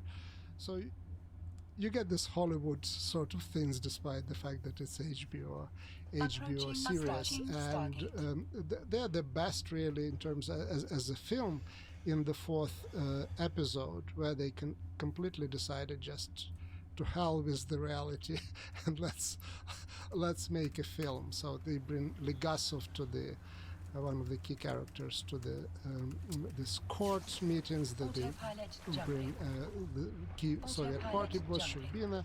He wasn't there. They create a drama there. So, but so they got the main thing, the big truth, right? And that's why I like this. Sometimes you have to show what something felt like, you have to go bigger than it actually was. I mean, if you, I don't know, if you experience heartbreak and you see a film about it, you want there to be explosions. You want to see this in images, visible, right? Yes. So, and but the question again, I just mentioned KGB marching in and some party leader giving a speech. They were not given that speech, but the sense was there, and it was in the air. And I, as people of my generation who were there, knew that and recognized that. But for new generation, whether they are in Ukraine and Russia, in US, in Britain, in Zimbabwe, anywhere, you have to do this little untruths and introduce them. And had a very interesting on air conversation with the author of the script, amazing, and I asked him the question of, okay, the film declared really the importance of the truth, but how do you square that with with the need in the film to really put it mildly, to go beyond the measures of truth, whatever understanding of that term is. Well, I suppose it is a bit terrifying that some of the most dramatic moments in history are probably quite mundane. The decisions to begin wars, invasions, they're probably something like a Zoom meeting on a random Tuesday in today's workplace. It's not like there's dramatic music playing. These are just human decisions, and they command armies and they command destruction. I personally, because of that, believe in the power of individuals to be able to stop wars, not just stop wars, individual leaders. So let me just ask you about nuclear safety, because there's an interesting point you make. You wrote in the book, in Atoms and Ashes, A Global History of Nuclear Disaster. So technically, nuclear energy is extremely safe. In terms of number of people died per energy generated, it's much safer than coal and oil, for example, as far as I understand. But the case you also make is, you write, quote, many of the political, economic, social, and cultural factors that led to the accidents of the past are still with us Approaching today, Stargate. making the nuclear industry vulnerable to repeating old mistakes in new and unexpected ways. And any new accidents are certain to Autopilot create jumping. new anti-nuclear mobilization. And then you continue with, this makes the nuclear industry not only risky to operate, but also impossible to count on as a long-term solution to an overwhelming problem. Warping to Stargate. So can you explain that drive, perspective? It's an autopilot interesting, jumping. it's an interesting one. Sort of speaking to the psychology when an accident does happen, it has a dramatic effect, and also speaking to the fact that accidents can happen Warping to not Stargate. because of the All safety drive of the active. nuclear power plant, but of the underlying structure of government that oversees it. Yes, I wrote a book on Chernobyl and then Approaching tried to Stargate. understand Chernobyl better, but placing it in the context of other disasters. As a historian, and was looking at the political factors and social factors and cultural factors, not the physics or engineering part of the story. Approaching And Stargate.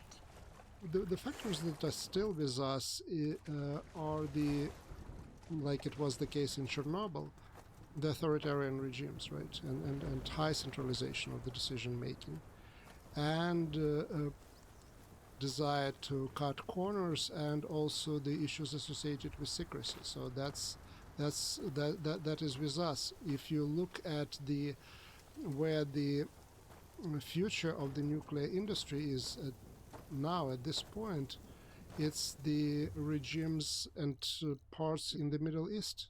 That's a big new frontier. The countries that are not particularly known for the history of democratic existence, where we also have the situation that we had at 3 Mile Island, that we had at Chernobyl. This is the first generation engineers, nuclear engineers, right?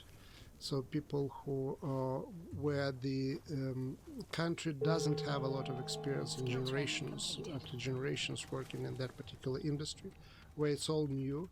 That is certainly additional risk. And what we got now with this current war is something that, not that people completely didn't Autopilot expect, but didn't jumping. happen in the past.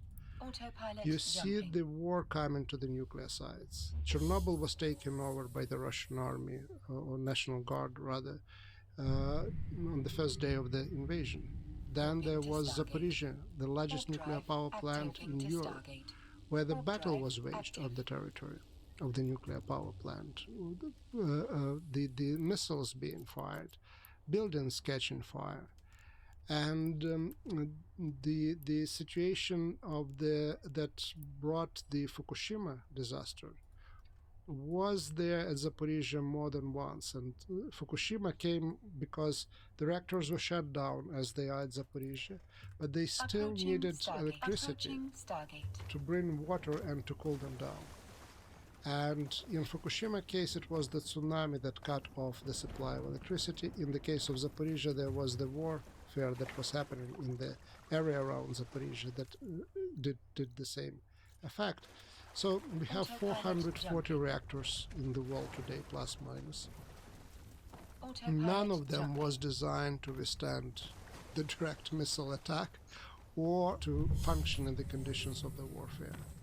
If operators, they're human, they make mistakes like they did at 3 Mile Island or Chernobyl, but think also if the war is happening around them, if they're not sure what is happening with their families, if they don't know whether they will be next missile, whether it will hit their room, where the control room or not, that multiplies also. So we are in a situation where we are not done yet with nuclear accidents. Each time, it's not like we don't pay attention or we don't learn. Smart people work on that, and after every accident, try to figure the way how not to step into the same Incoming trap. emote. But next accident would actually expose a new vulnerability. You deal with Autopilot Chernobyl and jumping. then tsunami comes. You deal Warp with into tsunami and Stargate. then war Warp comes. drive active. And we really, in that sense, we have been examined. sometimes wild imagination, but sometimes it's difficult to Warp into imagine Stargate. what can happen Warp next. drive So we are not active. done. There will be nuclear accidents, unfortunately, in the future, and that makes nuclear energy so problematic when you count on it to fight Approaching climate Stargate. change. I'll explain why. You gave the figures how many people die from burning coal, from how many people die from radiation, and it's a good argument. Approaching Some people would Stargate. question them because it's also the issue of not just dying, but impact of radiation on cancer, Autopilot on our jumping. health, which is not completely understood yet. So it's still there is a lot of question marks. But let's assume what you are saying. That's the figures. That's how it is. Autopilot jumping. We as Warp into people, Stargate. we for Warp whatever drive reason active. are not afraid of coal, but we are very much afraid of radiation. It's invisible. It's COVID. It's everywhere, Warping to Stargate. and you can't see it. Warp drive active. And then you start having issues, and then you have problems. And during the COVID, the governments closed the borders. Maybe Approaching good idea, Stargate. maybe not so good ideas. Isolation. So that was the way. Government started to fight for Approaching access to Pfizer, to Moderna, to Sputnik, to whatever it is, to vaccine. So now back to the radiation. What is happening once Autopilot Chernobyl jumping. happens? That's the highest point in the development of nuclear industry so far in terms of how Autopilot many jumping. new reactors were commissioned or the licenses were issued. Autopilot disabled. The next Warp drive reactor after 3 Mile Island in the US, go ahead, was given, it seems to me, 10 years ago or something like that. The Fukushima happens, the reaction is in China to that as well. They're very much concerned. So there is a saying in the field, Chernobyl anywhere is Chernobyl everywhere. After Fukushima, Germany decides to go nuclear free and gets there at the expense of burning Approaching Stargate. coal. So that's how we react. And each major accident, that means global freeze on the nuclear reactor production for at least another 10 years. So that's what I mean, that nuclear industry is not just in terms of technology, not just in terms Autopilot of radiation, impact on health, but also politically a very, very unreliable option. And to you, you suspect that that's an irreparable aspect of human nature and the human mind, that there's certain things that just create a kind of panic. Active. Invisible threats of this kind, whether it's a virus or radiation. There's something about the mind. If I get a stomach ache in the United States after Fukushima, I kind of think it's probably radiation. This kind of irrational type of thinking, and that's not possible to repair. Warp drive I active. think we can be trained, right? We can be Pretty trained. smart, aren't we? Education. But generally, Approaching Stargate. we are afraid of things that we see, but even more, we are afraid of things that we don't see, and radiation is one of those. Let's zoom out on the world. We talked about the war in Ukraine. How does the war in Ukraine change the world order? When you just look at everything that's going on, zoom out a bit. Autopilot jump China, drive active. the Israel-Gaza war, the Middle East, India. What is interesting to you, important to think about in the Warp coming into Stargate. years and decades? Warp drive active. As a historian, and I'm trained that way, I have a feeling of deja vu. I see the Cold War is coming back in many of its features, And the war started, and we discussed that in 2014, at least in my interpretation, with Russia trying to really Approaching reestablish its Stargate. control over the post-Soviet space, and Ukraine was crucial for that project. And the more globally Russian vision since 1990s was that they didn't like the American monopolar world. Autopilot disabled. They knew and realized that they couldn't go back to the bipolar world of the Cold War era. So the vision was multipolar world, in which, again, it wasn't just academic exercise, it was a political exercise in which Russia would be one of the centers, one of the poles, on par with China, on par with European Union, on par with the United States. And that's very broadly speaking the context in which the war starts in 2014. Where we are now. Well, we are Warp drive now in active. Russia certainly trying to regain its military strength, but no one actually believes that Russia is the sort of a superpower it was imagined before 2022. We see certainly Russia finding the way to deal with the sanctions, but we don't see certainly Russia as a economic power with any sort of a future. So it is not an implosion of the Russian military, economic, and political power, but it's significantly, actually, it is diminished.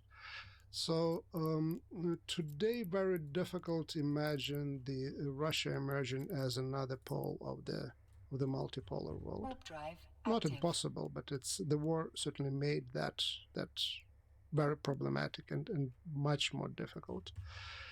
On the other hand, what the war did, it basically awakened the West, the old West, United States and Western Europe, transatlantic alliance.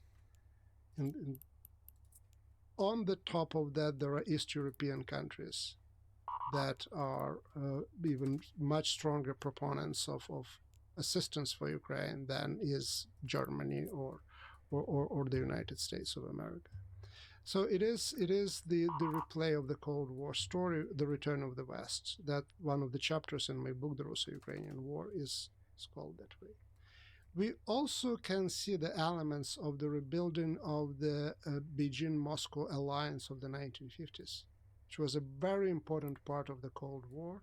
It was extremely important part of the Korean War that in many ways launched also the Cold War globally. So I see a lot of parallels of going back to the time of the Cold War, and the bipolar world that emerges, it's not anymore the world focused on Washington and Moscow. It's more like world focused on Washington and Beijing. And then there are countries in between. There are countries in between that join one bloc or another bloc that is emerging, that is not fully formed. This is, in my opinion, makes the task of us historians to really go back to the Cold War and look for a new perspective on the history of that conflict, because there is a lot of things that we can learn. So, in some ways, history does repeat itself here. So now it's a Cold War with China and the United States. What's a hopeful trajectory for the 21st century for the rest of it? The hopeful trajectory is Peace. really trying to be as wise and as lucky as our predecessors during the Cold War were. Because the dominant discourse so far about the Cold War was what a horrible thing that Cold War was.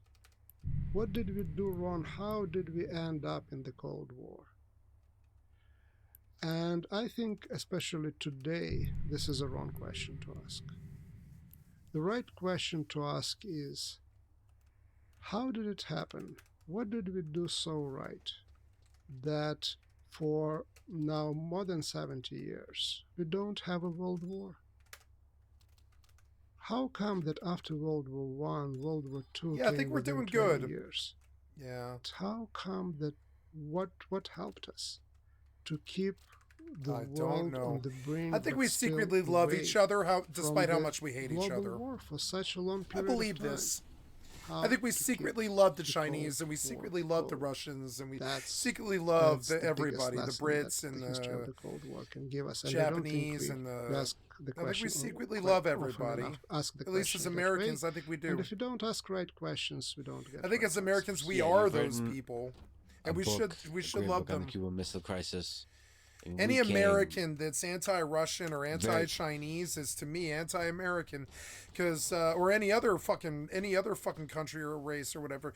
To be against any country or race is sort of anti-American. We are the melting pot of everything. To disrespect one is to disrespect all. It's like we're America. We're like the Four Musketeers. You understand? You know, one for all for one. And if all isn't for one, and if one isn't for all, then something's really wrong. And if we think that we don't like this thing or that thing, that's not all for one, is it? Or one for all. I mean, it's kind of, you know, and freedom and justice for all. You know, it sucks, but it like justice for all, not minus Chinese or Russian or whatever whatever the right wing is afraid of when they talk about war all the fucking time. Whatever they're terrified of, you know. Like fucking like you can keep calling out the raid. You can be like, raid's coming, raid. We're gonna get raided. And motherfucker, as long as you like stay the course and, you know, stay positive, I think you'll be okay. The raid will come, but it won't come when you think it is. 7,500. It was less than I wanted for some reason. I don't know why. How much did you get? You got 1875 or 18750. Wait, no, this is 302. Wait, oh yeah, 302. This was 28 days ago. This was the last time I did this. Damn. What's this now? Oh, okay. Are we okay? Yeah, we're okay.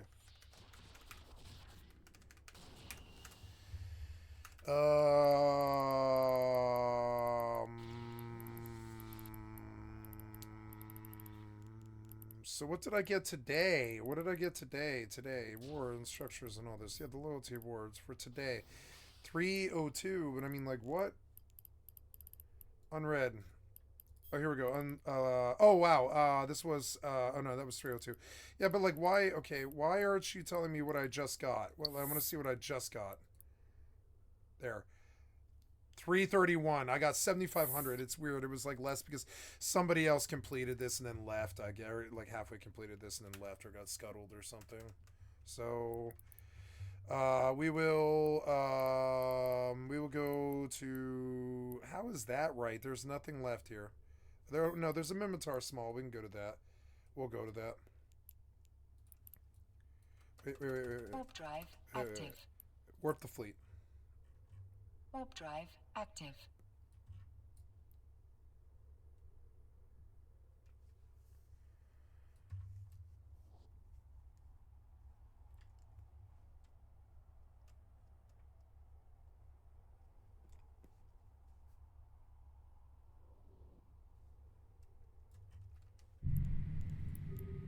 Thrasher fleet issues in there. Let's jump. Let's crash him. See if he's an enemy. I fucking doubt it though. I think it's a friendly. That's all right. Bother you that I'm here? I guess. I don't know. Yeah. Like, where is the other fucking ship? Where are you? I warped fleet. What are you doing? You are in a fleet with no one. You fucking idiot. That's why. Okay. So here we go. Form fleet with. Hello? Wow. Okay, read log. Piece of shit.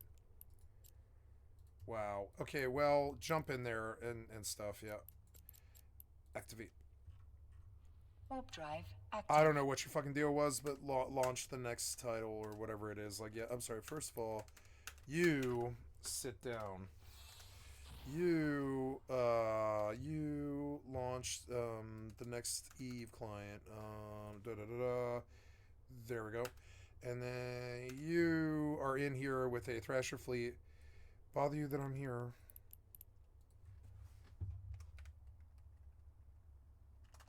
Let's see. Carlos Ramos. Bother you that I'm here. Carlos, have no issue.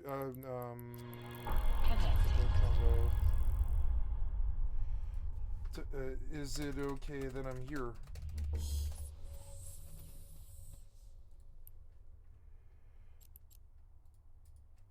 Bother you? Don't wish to...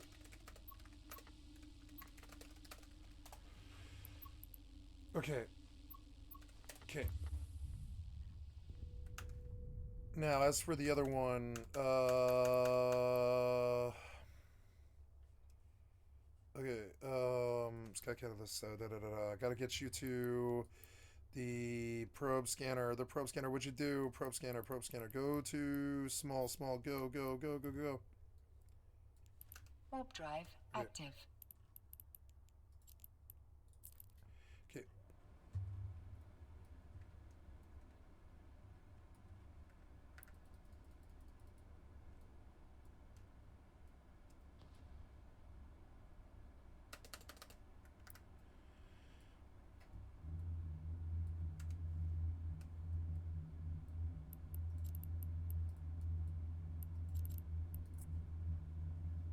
Warp drive active.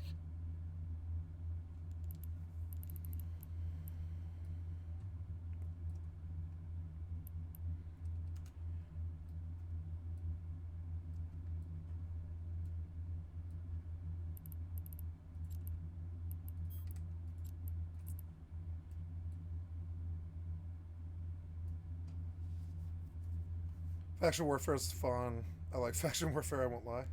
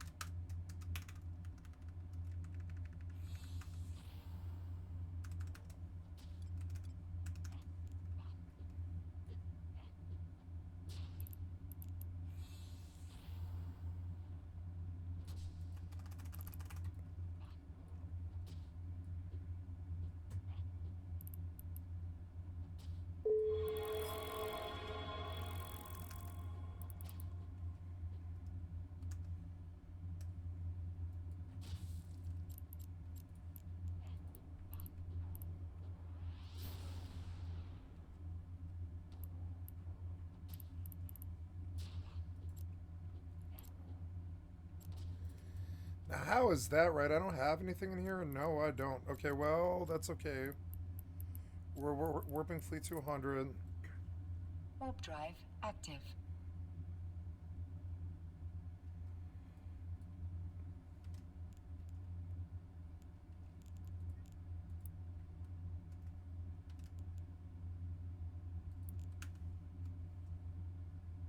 What the hell? I'm still not in fucking fleet. It's so stupid. Anyways, go to the planet. Warp 200. Okay, good. Now I want you to go back to the spot. Warp drive active. 1, 2, 3. 1, 2, 3. Okay. And then I will sit the tiger down. It's still ice. I should park by the ice elemental and just kill here. I think it's quieter here, and I like this spot. I don't mind it. And like, as long as they don't kill those demons, we're good. As long as they don't go aggro those demons, we're good. I don't mind the deaths, honestly. It helps me just farm gil for the prices that I need to get by. I'm sorry, for the things for the it helps you from the money that I need to get by. So I'm trying to think like 5 things at once right here across 3 different clients here. I'm trying to think about what each client's doing and what I want to do. So okay, good. We're now she's safe, but the other one isn't. I want to fleet up.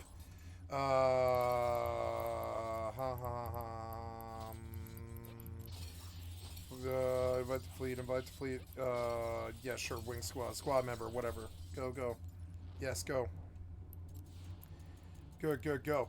So then, and I want you to jump to her fleet warp. Yep. I want you to stay on local. Active. Stay on local. Local's good. Nothing left in here. I don't know. Nothing left in here, which is kind of annoying. So we'll do some staging and stuff here. We take a look at the faction warfare situation. We are currently stationed Ard, and I have 2 things that must happen. I must get to, I'm guessing, Alga. I'm going to Alga next, but yeah, Alga's the other one I can do, but then we do need to go next door to Izara. Well, I don't need to go anywhere, and I'm not going to put my other character at risk. I'm only going to put one character at risk for what I intend to do here. Stations-wise, Vard is a 6-kin. That's 6-kin. Wait, can I actually dock there? I think I can. 6-kin is... Or wait, no. Well, let's look at the info here. This station is owned by... it's a member of the Mimitar. I'll be denied there. So, well, this character will have to go next door to Azara and go to the station there and turn her... you know, frankly, I should have bought more than one of these. I didn't think about it. I should be rocking drone damage amplifiers across the board for all these characters. I don't intend to tank on this character, so it's kind of weird that I put all this nanofiber stuff on there. I don't know why I don't just do the stacking DDR on the drone, or the stacking DR on the drone damage amplifier. It's like, man, yeah, like that's more damage, man. Like I don't know why. Like, is it like let's see if these are sold nearby anywhere. Yeah, 1 jump away at Amamake. I should technically go there, but it's all right. It's too late. The next time I come here, I will run drone damage amplifiers across the board here, because yeah. Anyways, I gotta dock up. Stargates, planets, anomalies. There isn't a fucking station here. This isn't a Mar Empire thing, but we have to go further, I think. Unfortunately. Now, am I alive still? Yeah, I'm still alive. Kill the ice elemental. I frankly don't even care if she lives or dies. I'm just here for money. The XP doesn't really mean anything. 1 XP party, like an hour in an XP party, will fix any of this XP that I win or lose. I need to not get so angry about the deaths. I just felt a bunch of them were kind of pointless bullshit, though. Dying to something 20 levels lower than you is horseshit. It's horse shit. That thing should not be able to do. I don't care if it's a black mage or not. It should not. I should have resisted 20 levels lower. The damage should be severely lower. Like and that's how it would be on retail. But certain things like that, I don't think translate. Like the system on retail is super good. I love it. It always makes sense. But here on private sometimes, because I played retail recently, and a lot of it made more sense to me. I'm like, God damn it. There's things going on under the hood on retail that aren't happening here on the private server. For instance, that level. The proper game on retail does the level sussing better. So if something's 20 levels lower on retail, it'll, I mean, even if it's EP, like if it's EP, it won't do 370 damage. That's a private server thing. Retail mobs can't do that kind of damage. They can't do that kind of damage when they're 20 levels lower than you. Maybe a Quake could, or like an AM could do 400, but not a Water God 2.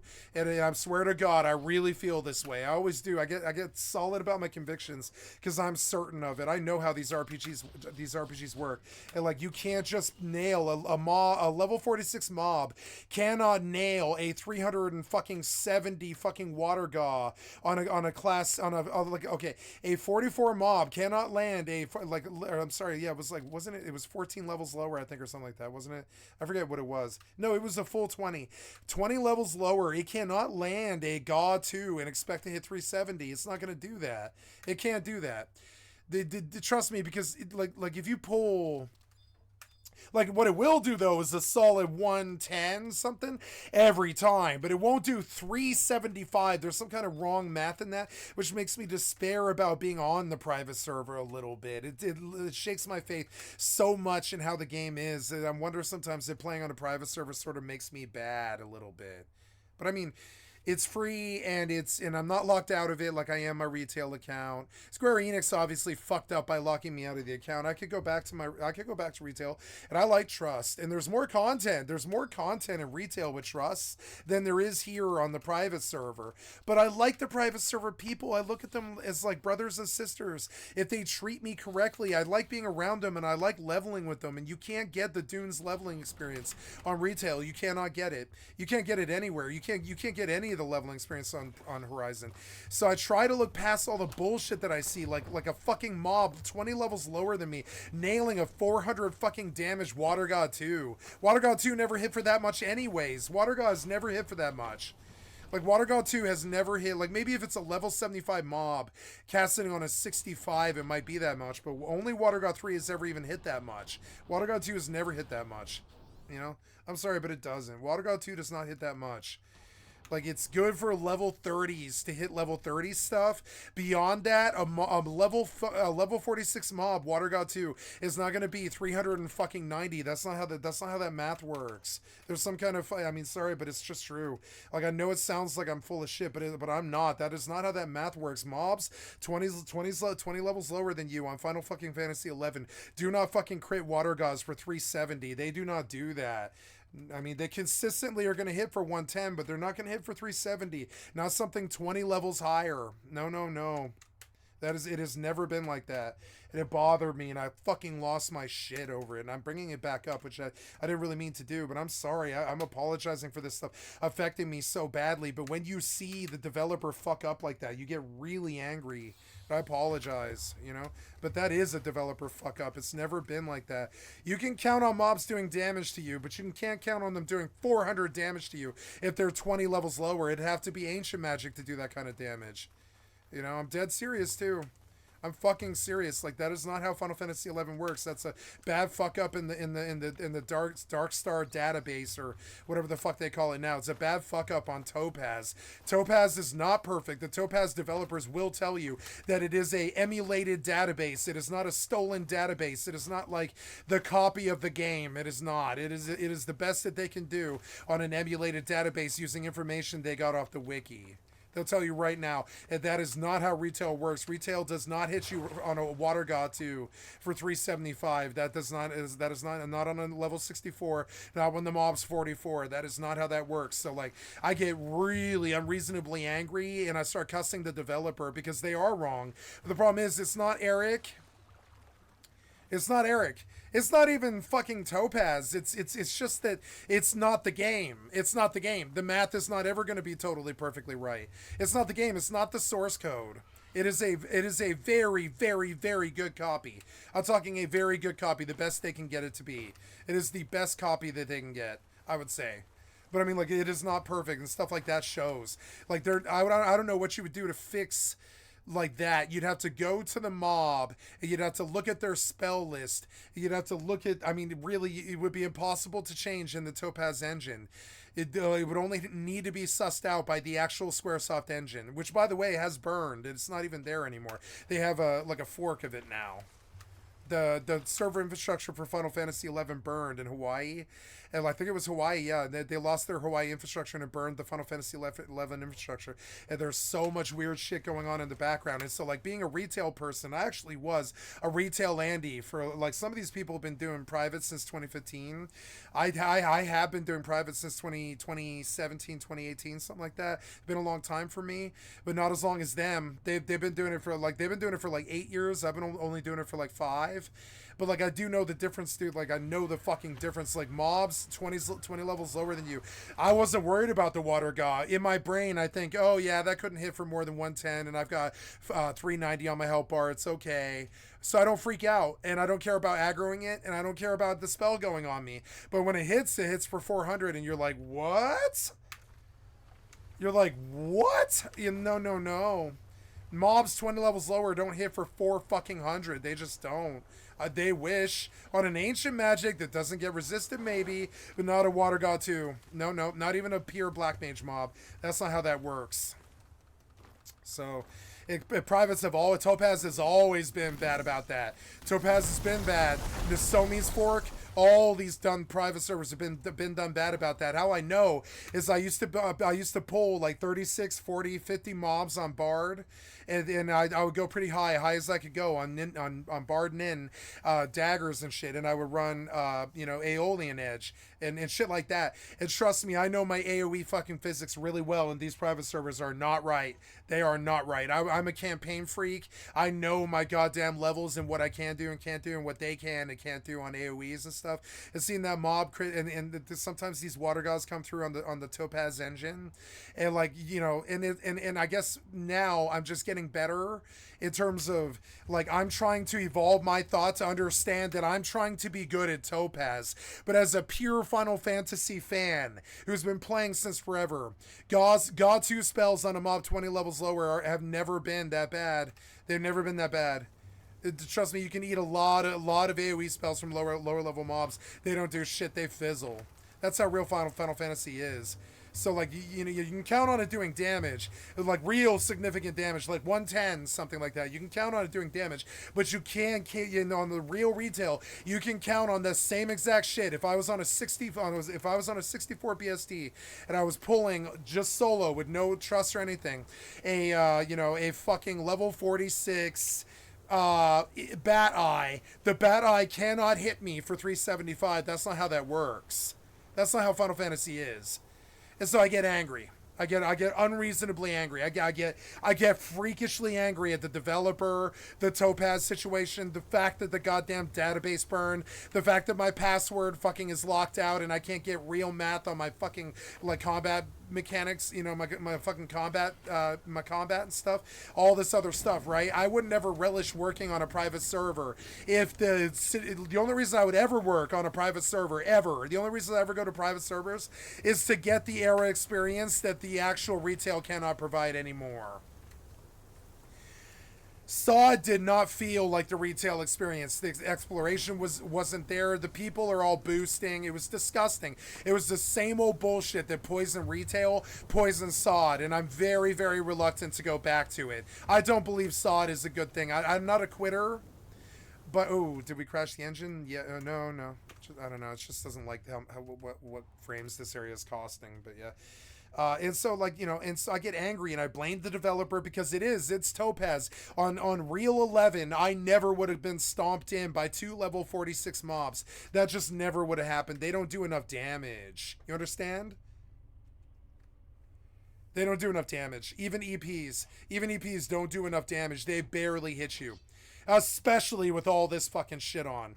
These things barely fucking hit. Like, they're like, trust me, with all this shit, all this agi from the belt and all this other shit, like all this other stuff with Vit and all this, they don't, and I mean, magic damage goes through, it does, but I mean, that's still, it's not the same. You don't get hit for 375. That's not how that works. Ancient magic, yes. God 2, no. Nope. Even it would have to be a GA 3 to even hit for those kind of numbers. It's some kind of fuck up with Topaz, and it made me so angry. And watching it, and I've died to it now so many times. All those GA spells that these shitty mobs are running because they're overtuned for something so low. This thing is literally level 51. A reminder: I am level 64. If we do a check param, my stats are clean for this level. I've got a good offense and good defense and shit. My stats are clean. My gear is not that bad for this level. It's not that bad for era level of gear. It's not Your that skill bad. I'm has not increased. sitting like, you know, I don't know why check param is not working. Is it 2? I can't remember how you do it. Is it check param? I can't remember. It's some like param or something. I forget what it is, but yeah, like it's been so long since I worried about that shit check param. But I mean, I used to a lot.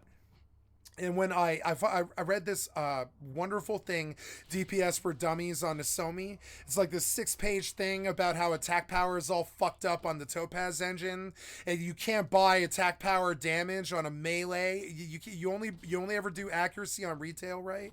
You can get better stats, and you can get more strength and dex and hit harder and stuff, but you don't really covet attack power that much compared to accuracy at all. You should have accuracy on every piece if you can get it, or dex, one or the other.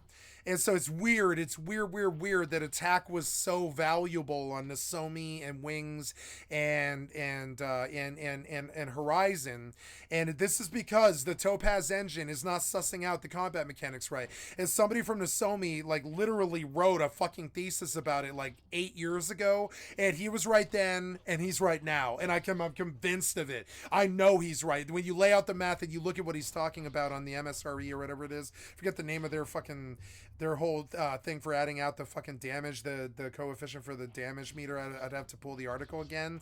But like, oh, yeah, Ty. Where is my tiger? You have not been fighting. I can't...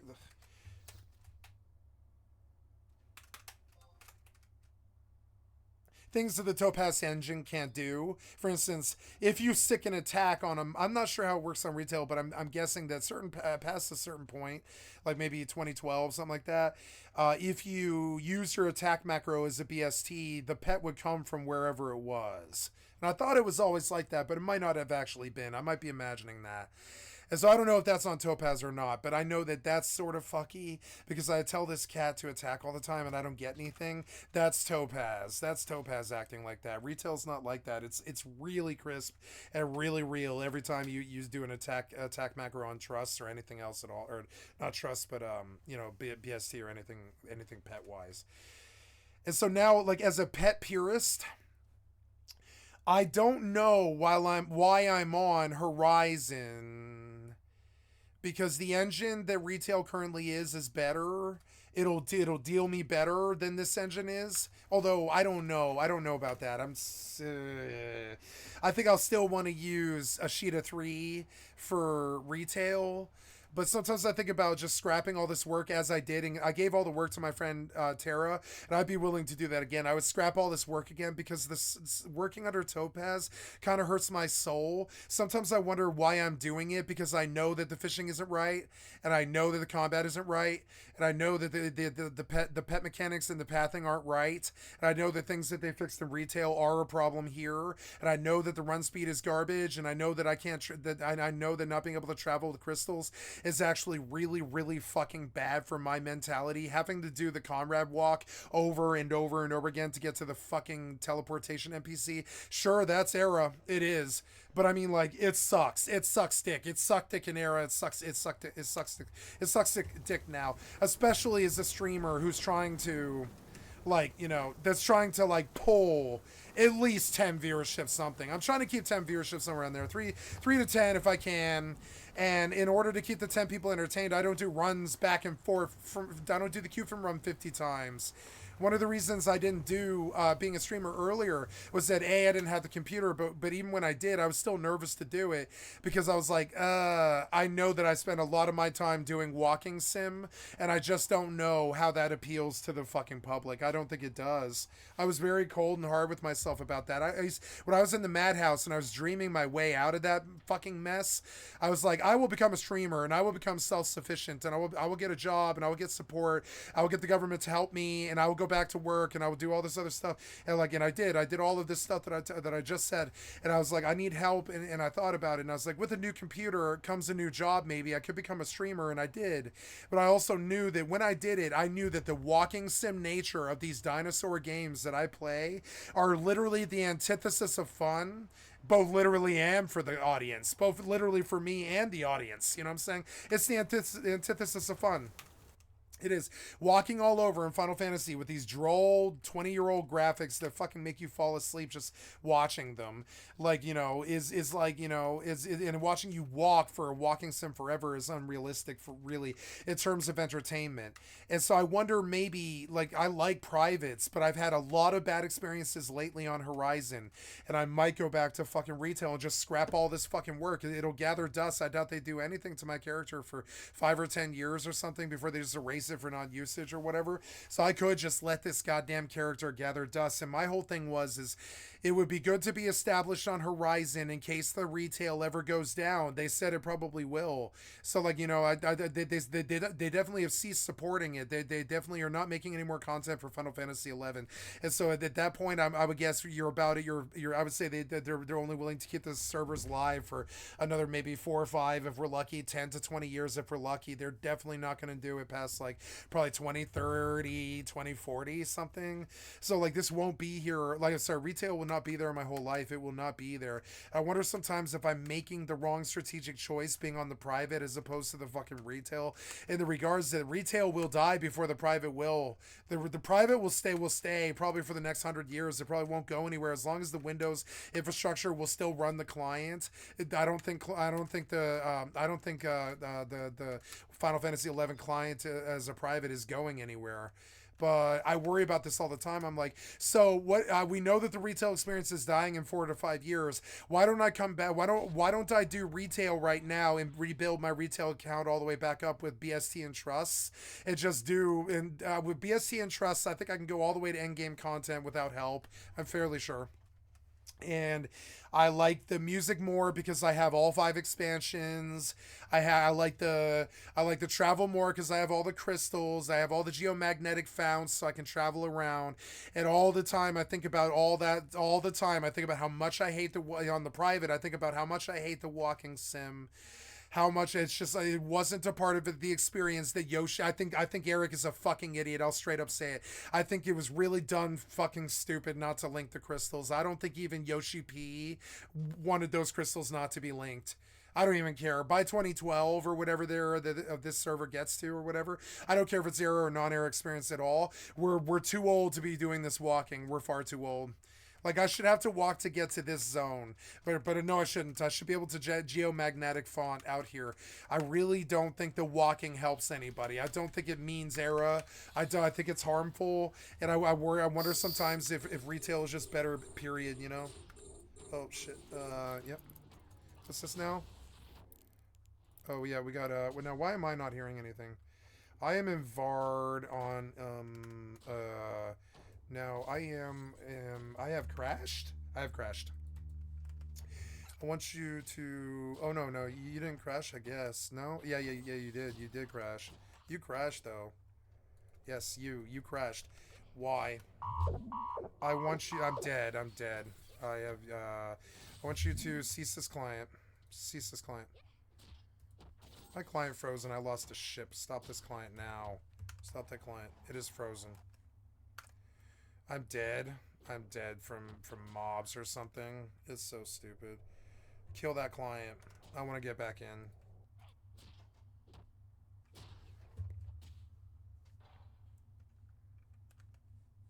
Retroactive recruitment. Get unclaimed SP, Omega, and more. What does that mean? What do you mean? Recruit a friend and get rewards. Everybody versus recruiting yeah, but I mean, how? What do you mean retroactively? Yeah, whatever.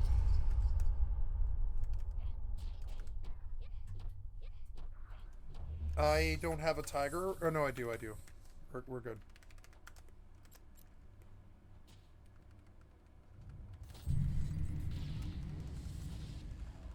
I think about this all the time. I'm like, am I making a mistake? I think retail will be dead in 5 years, but I don't think private will be. And I'm spending all my time on private early. You know what I'm saying? There's a rifter. Did you kill me? Yes, you did. Nice. Nice. Oh well. Go back to Omar, I guess. Whatever. A jack-off situation. Autopilot engaged.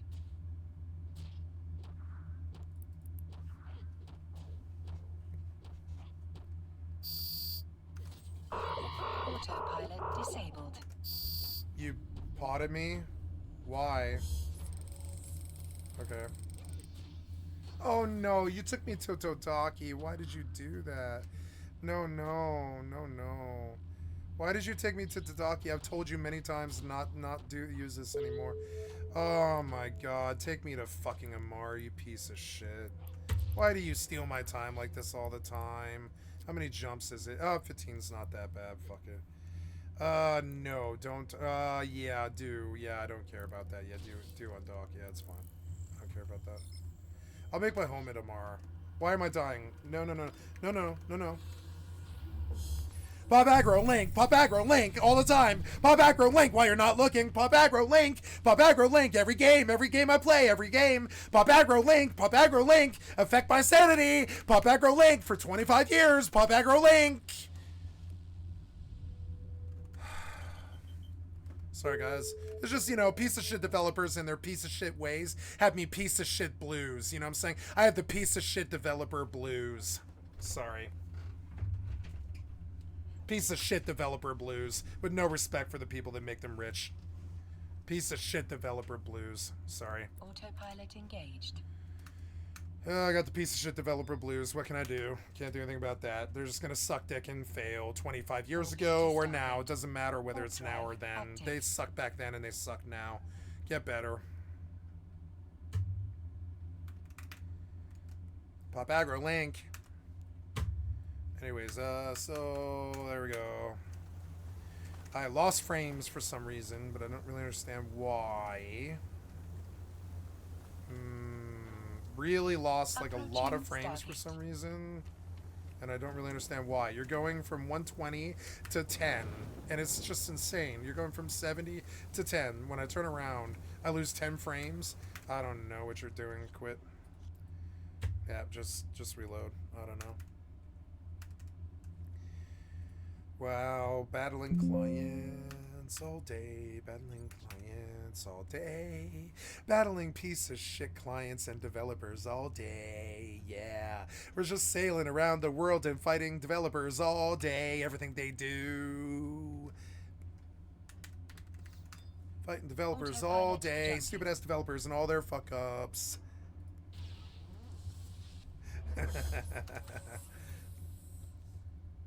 Try again. Maybe this time you'll get it. Yeah, right. A developer actually to like provide a competent experience. Yeah, right. Have they ever done that? I don't think so. Can you name a game that actually worked? Yeah, there's like old games, like, you know, I would say pre-PlayStation 2 era, they would work. Yeah.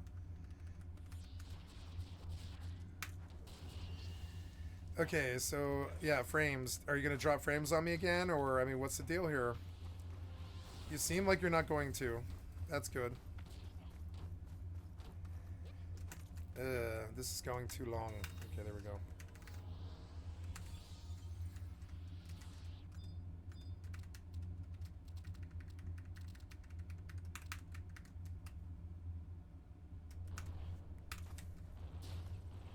Approaching 58. Stargate. It's that. It's all that. It's all that stuff. It's gotta drop. Skill training completed. I think that matters. I'm gonna definitely change that one. Very low shadow quality, but it's good enough. Yeah, it's got enough quality. Like, her shadow's still good. Yeah, it's like still really good. So, quit. Yes.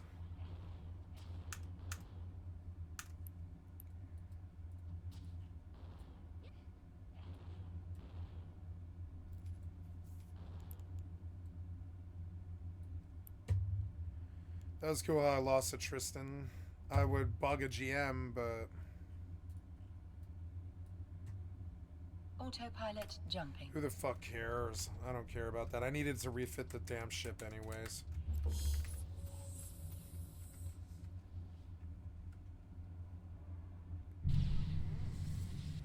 Warping to Stargate. Warp drive active.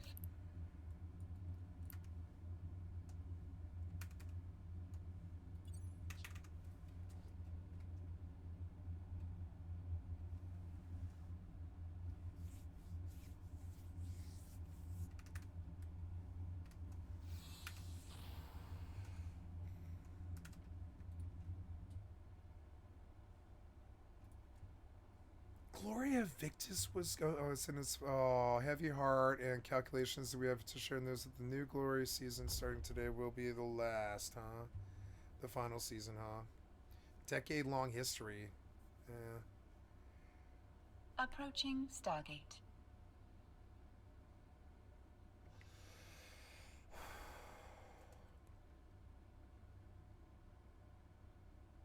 Oh.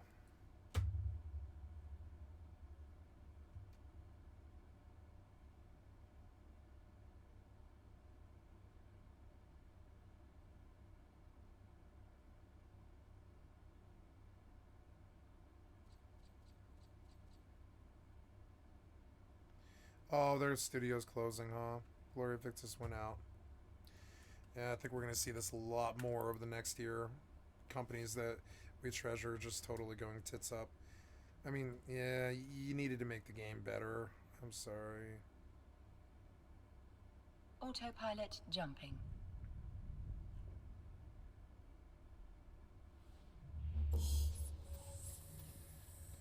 Yeah. Yeah.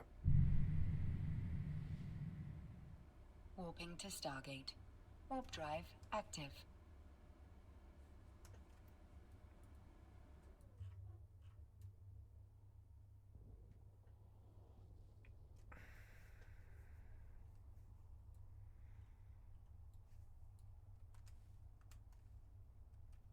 Okay, we're full. I'm gonna go back to work. Did you load? No, you didn't. I don't like the launcher, but it does help. Whatever.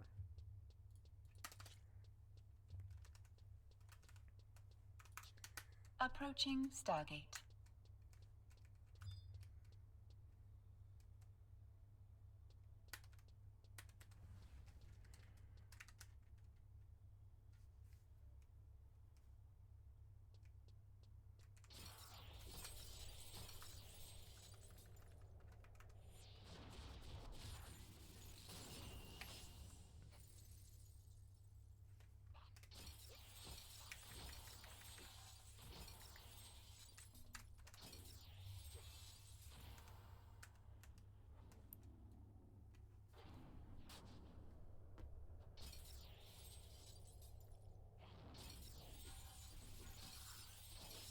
Autopilot jumping.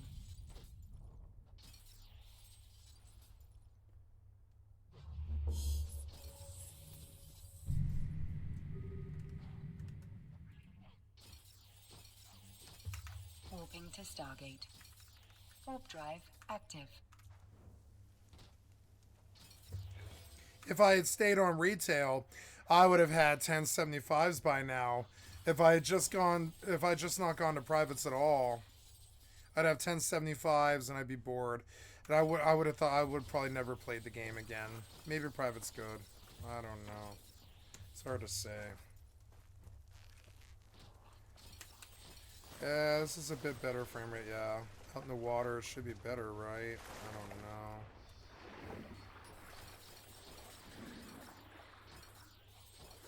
Approaching Stargate. The monuments hog frames like really bad.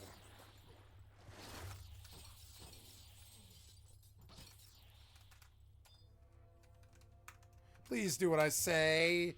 Please do what I say. Please do what I say. Please do what I say. Please do what I say. Please do what I say. Are you on the wrong page? No. You should please. Oh my god. The paralysis is why. I was like, why won't you do what I say? Okay, please do what I say. You killed my pet. Okay. Autopilot I'm dead. jumping. Nice. Pop aggro link. Warping to Stargate. Warp drive active. Why did you make... Okay. Why did you make the respawn fucking... You should make the respawn half an hour. If you're going to make the fights 10.5 minutes long or whatever, make the respawn fucking half an hour. Piece of shit developer. Instead, you spawn mobs on top of people to steal quarters.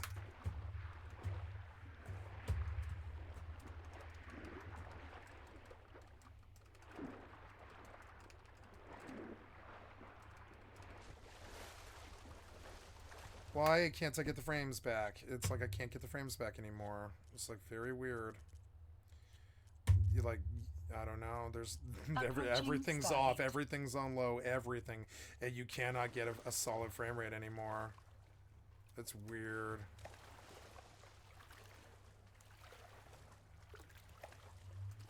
I don't know.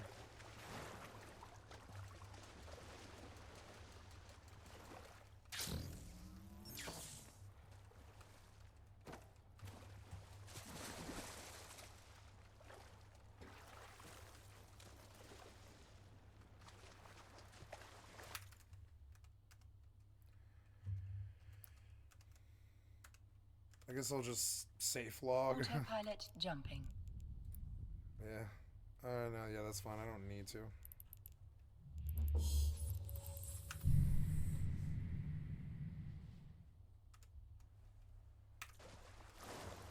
Warping to Stargate. Warp drive active.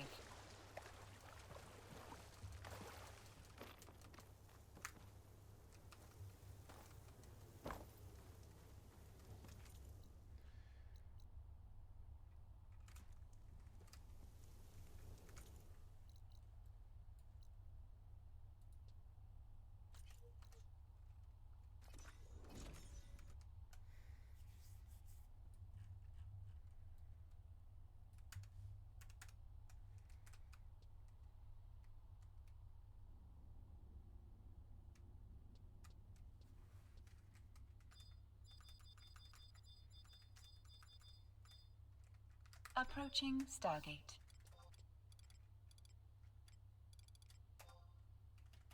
10,000.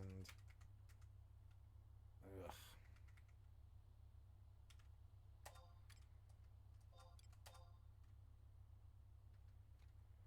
What'd you do? It's so stupid. Try again. Fucking games. Try again. See? Topaz.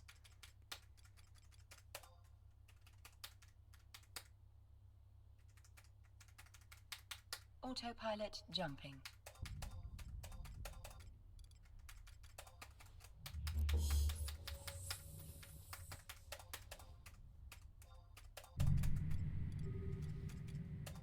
Warping to Stargate. Warp drive active.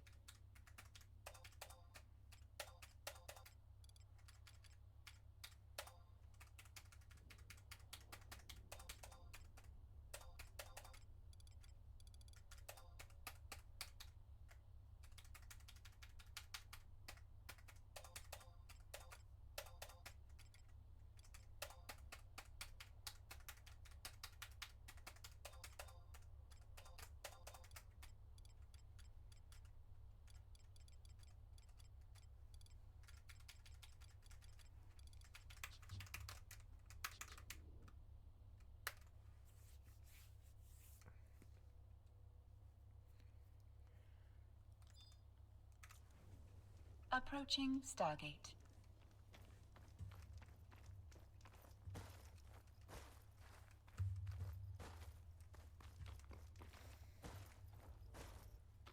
$50, $90, $40, $90, $40, $90, $50, $50, $30, $90, $100, $60, $80, $100, $83, whatever. This is all over the fucking place. So stupid.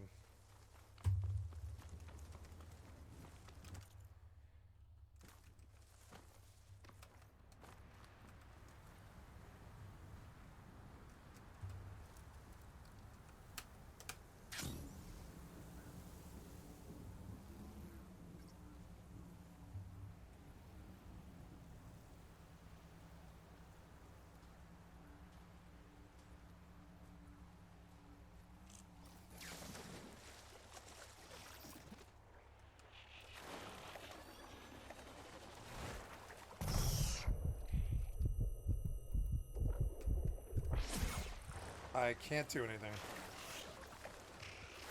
You constantly lock up the controls, which I don't understand. Ah.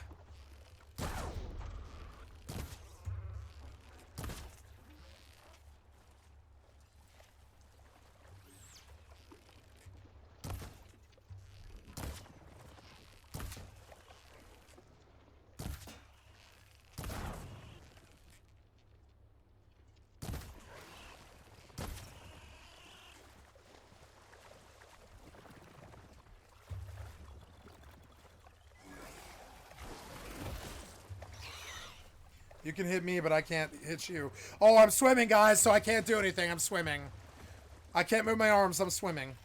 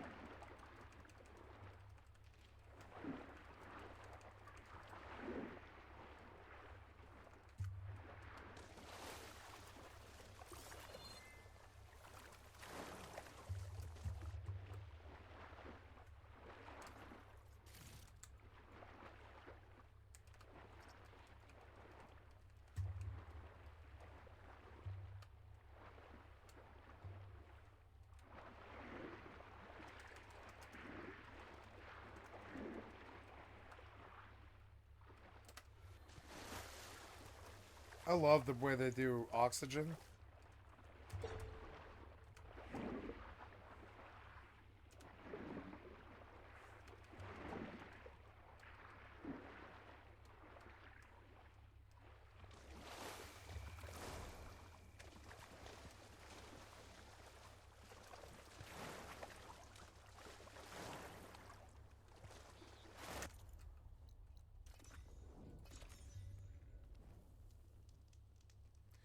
'93, '84, '78, '81, '44. 48, 8, 31, 32, 42, 71.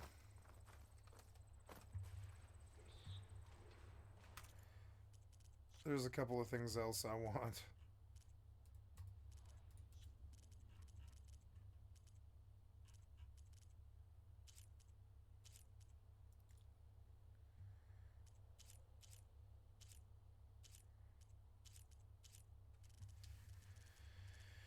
All right.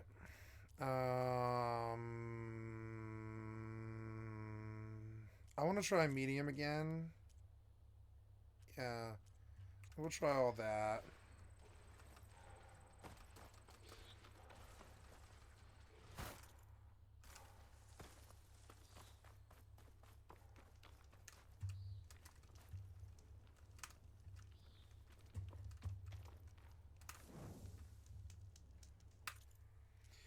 '90.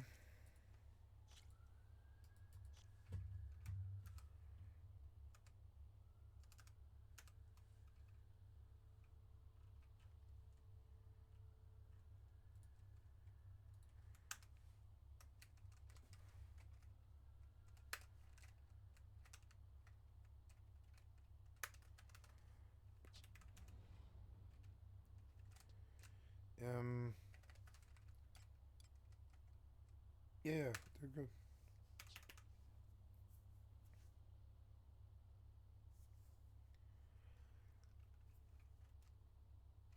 No. No, I'm not.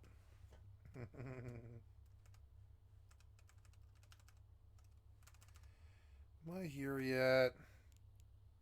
Yes. Autopilot jumping. No, you cut me off. No, that's fine.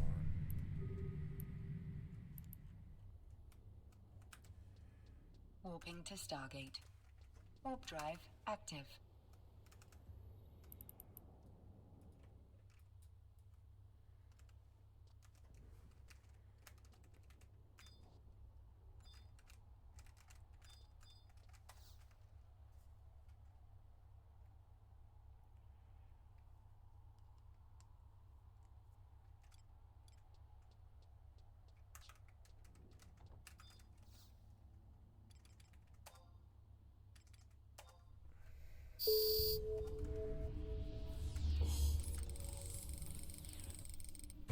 Why did you pop my fucking... Why did you pop this? Okay. What was the point of popping a clone, you stupid Autopilot piece of disabled. shit? Fucking so dumb. Try again, or whatever. Yes, go.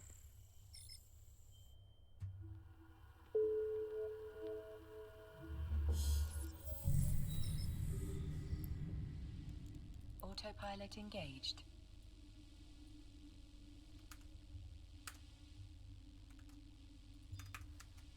Warping to Stargate. Warp drive Actually, active. I'll just take the longer route, I guess. It's fine. 47. No. I'll take the shorter. Never mind. Yeah, I gotta set my home to Mar. So annoying. Why would you name your Approaching oh, Stargate. God.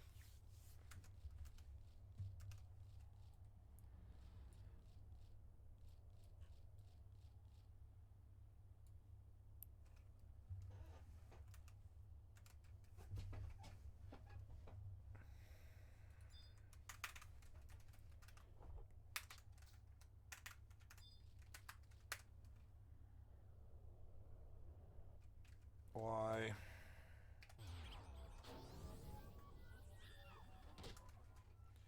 How many levels lower than me? Autopilot Let's see. jumping.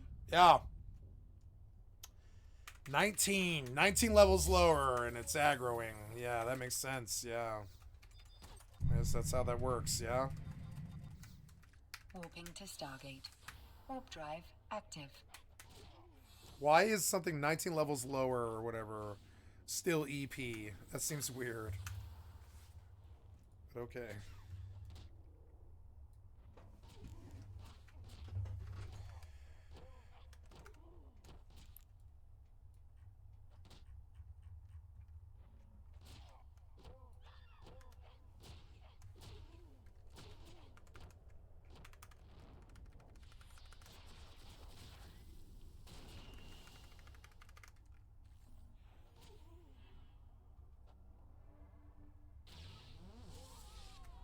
Let's go do the 15-minute walk again.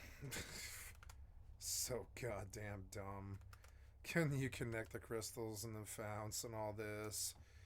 Don't you have some clue how to do a private server? Approaching Stargate. The whole point of a private server is to give quality of life that the piece of shit developers either took too long to give us or didn't give us at all.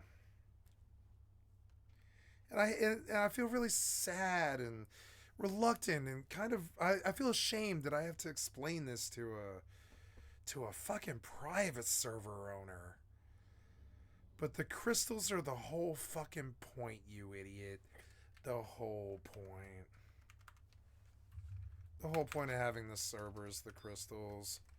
So goddamn dumb. Autopilot Why did you jumping. run east? You fucking piece of shit. Turn around and go the right way.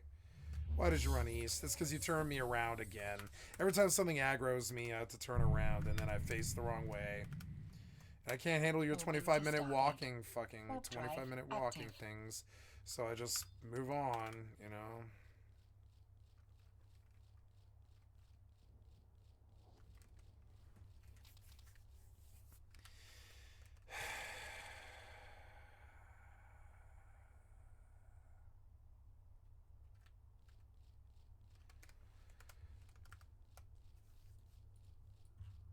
That's fine. I'll walk some more.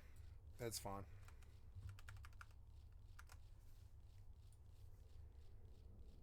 Very close. Not to just another world war, but to you know, a nuclear. Approaching Stargate. Hello, guys and gals. Me, Mutahar. Today we're talking about Haiti. Why are we talking about Haiti, ladies and gentlemen? Well, we're talking about Thank you, some more nerd gamers. Thank you, Lex Friedman, for the excellent content for my stream. I've liked and subbed to your channel. You're not a piece of shit developer, so I love you. You don't cause me any pain. I love you, Lex Friedman. You don't cause me any pain like the piece of shit developers seem to want to torture me all day do. You know? Yeah, what do you mean again? What do you mean again? What do you mean again? Did the disappointment ever stop? Hey, folks. What do you mean again? Autopilot jumping. This is Riker, and Please stop the video. Nope. Can't watch the Diablo 4 video. We can't do it. I'm sorry, but we can make a snide comment. Did the disappointment Warping to ever Stargate. stop? Warp drive active.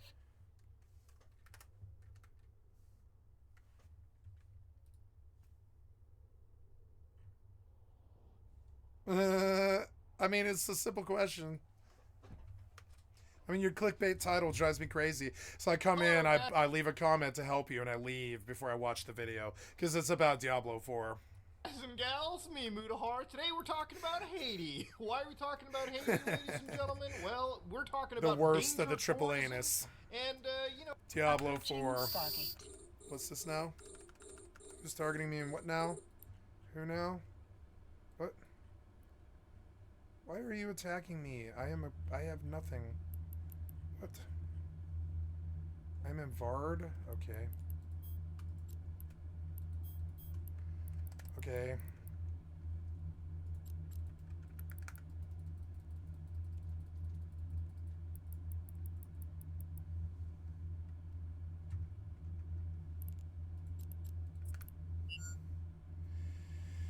Alright, if you like that, huh? You can do that.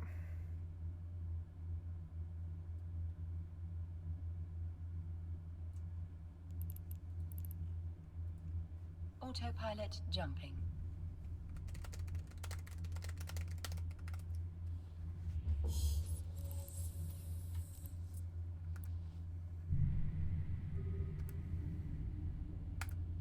Warping to Stargate. Warp drive active.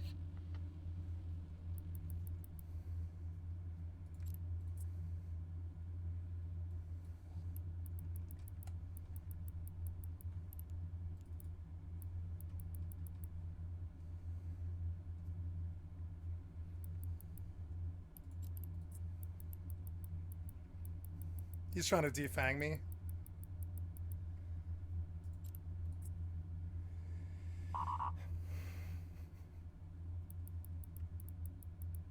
Why can't you get this guy? I don't really understand.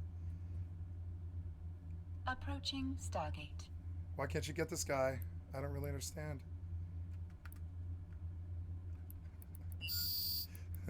Piece of shit.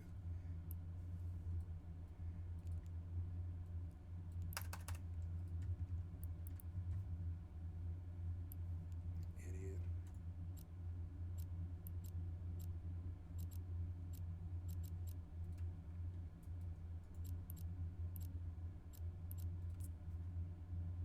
Warp drive active.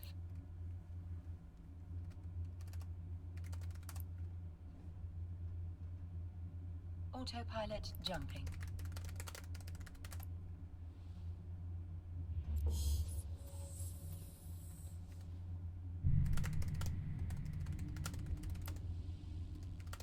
Warping to Stargate. Warp drive active.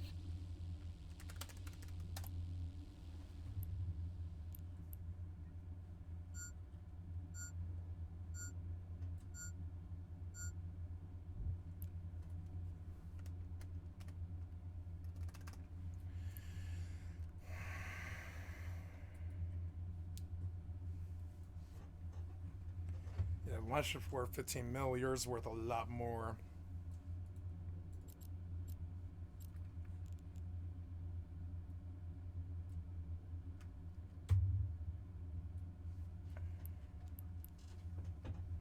Approaching Stargate.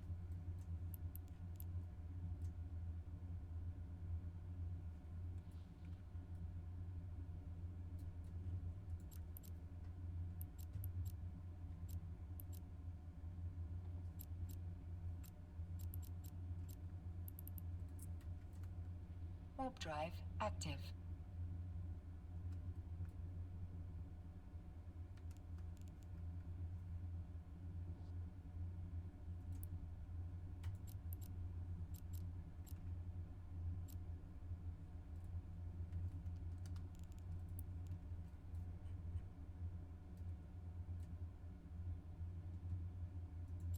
Autopilot jumping.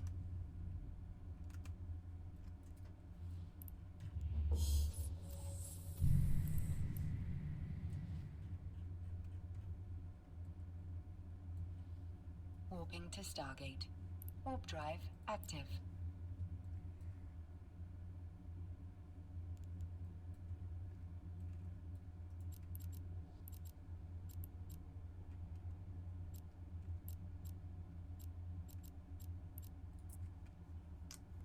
Warp drive active. Honestly, you could kill me. I don't care. It would be faster if they're both in a Mar. Scan me down again. It's fine.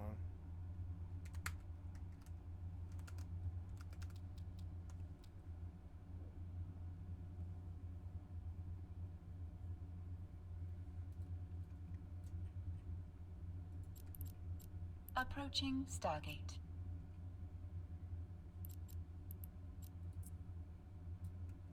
Warp drive active.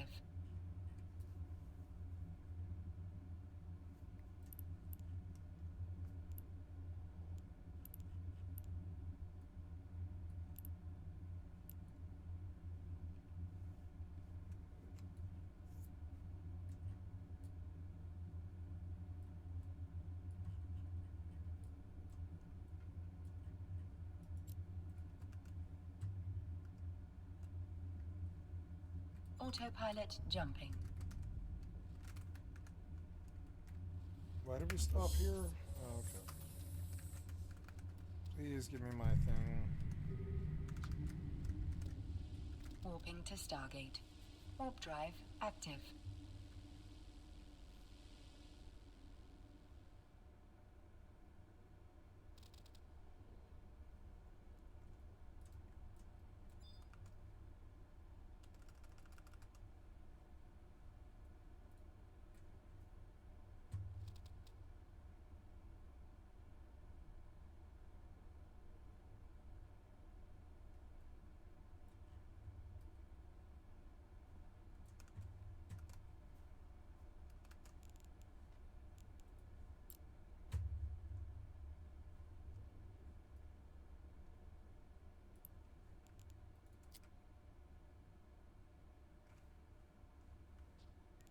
Autopilot disabled.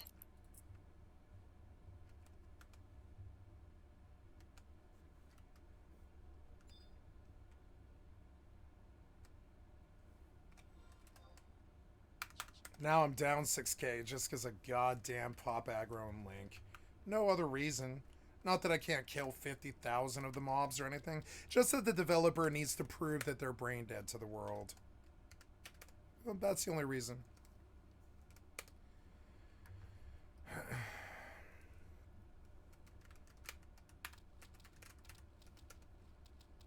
I love how, like, past 2012, you wouldn't ever see this kind of aggro. You just wouldn't. They would never design like it. They're not brave enough to treat us like this. Now,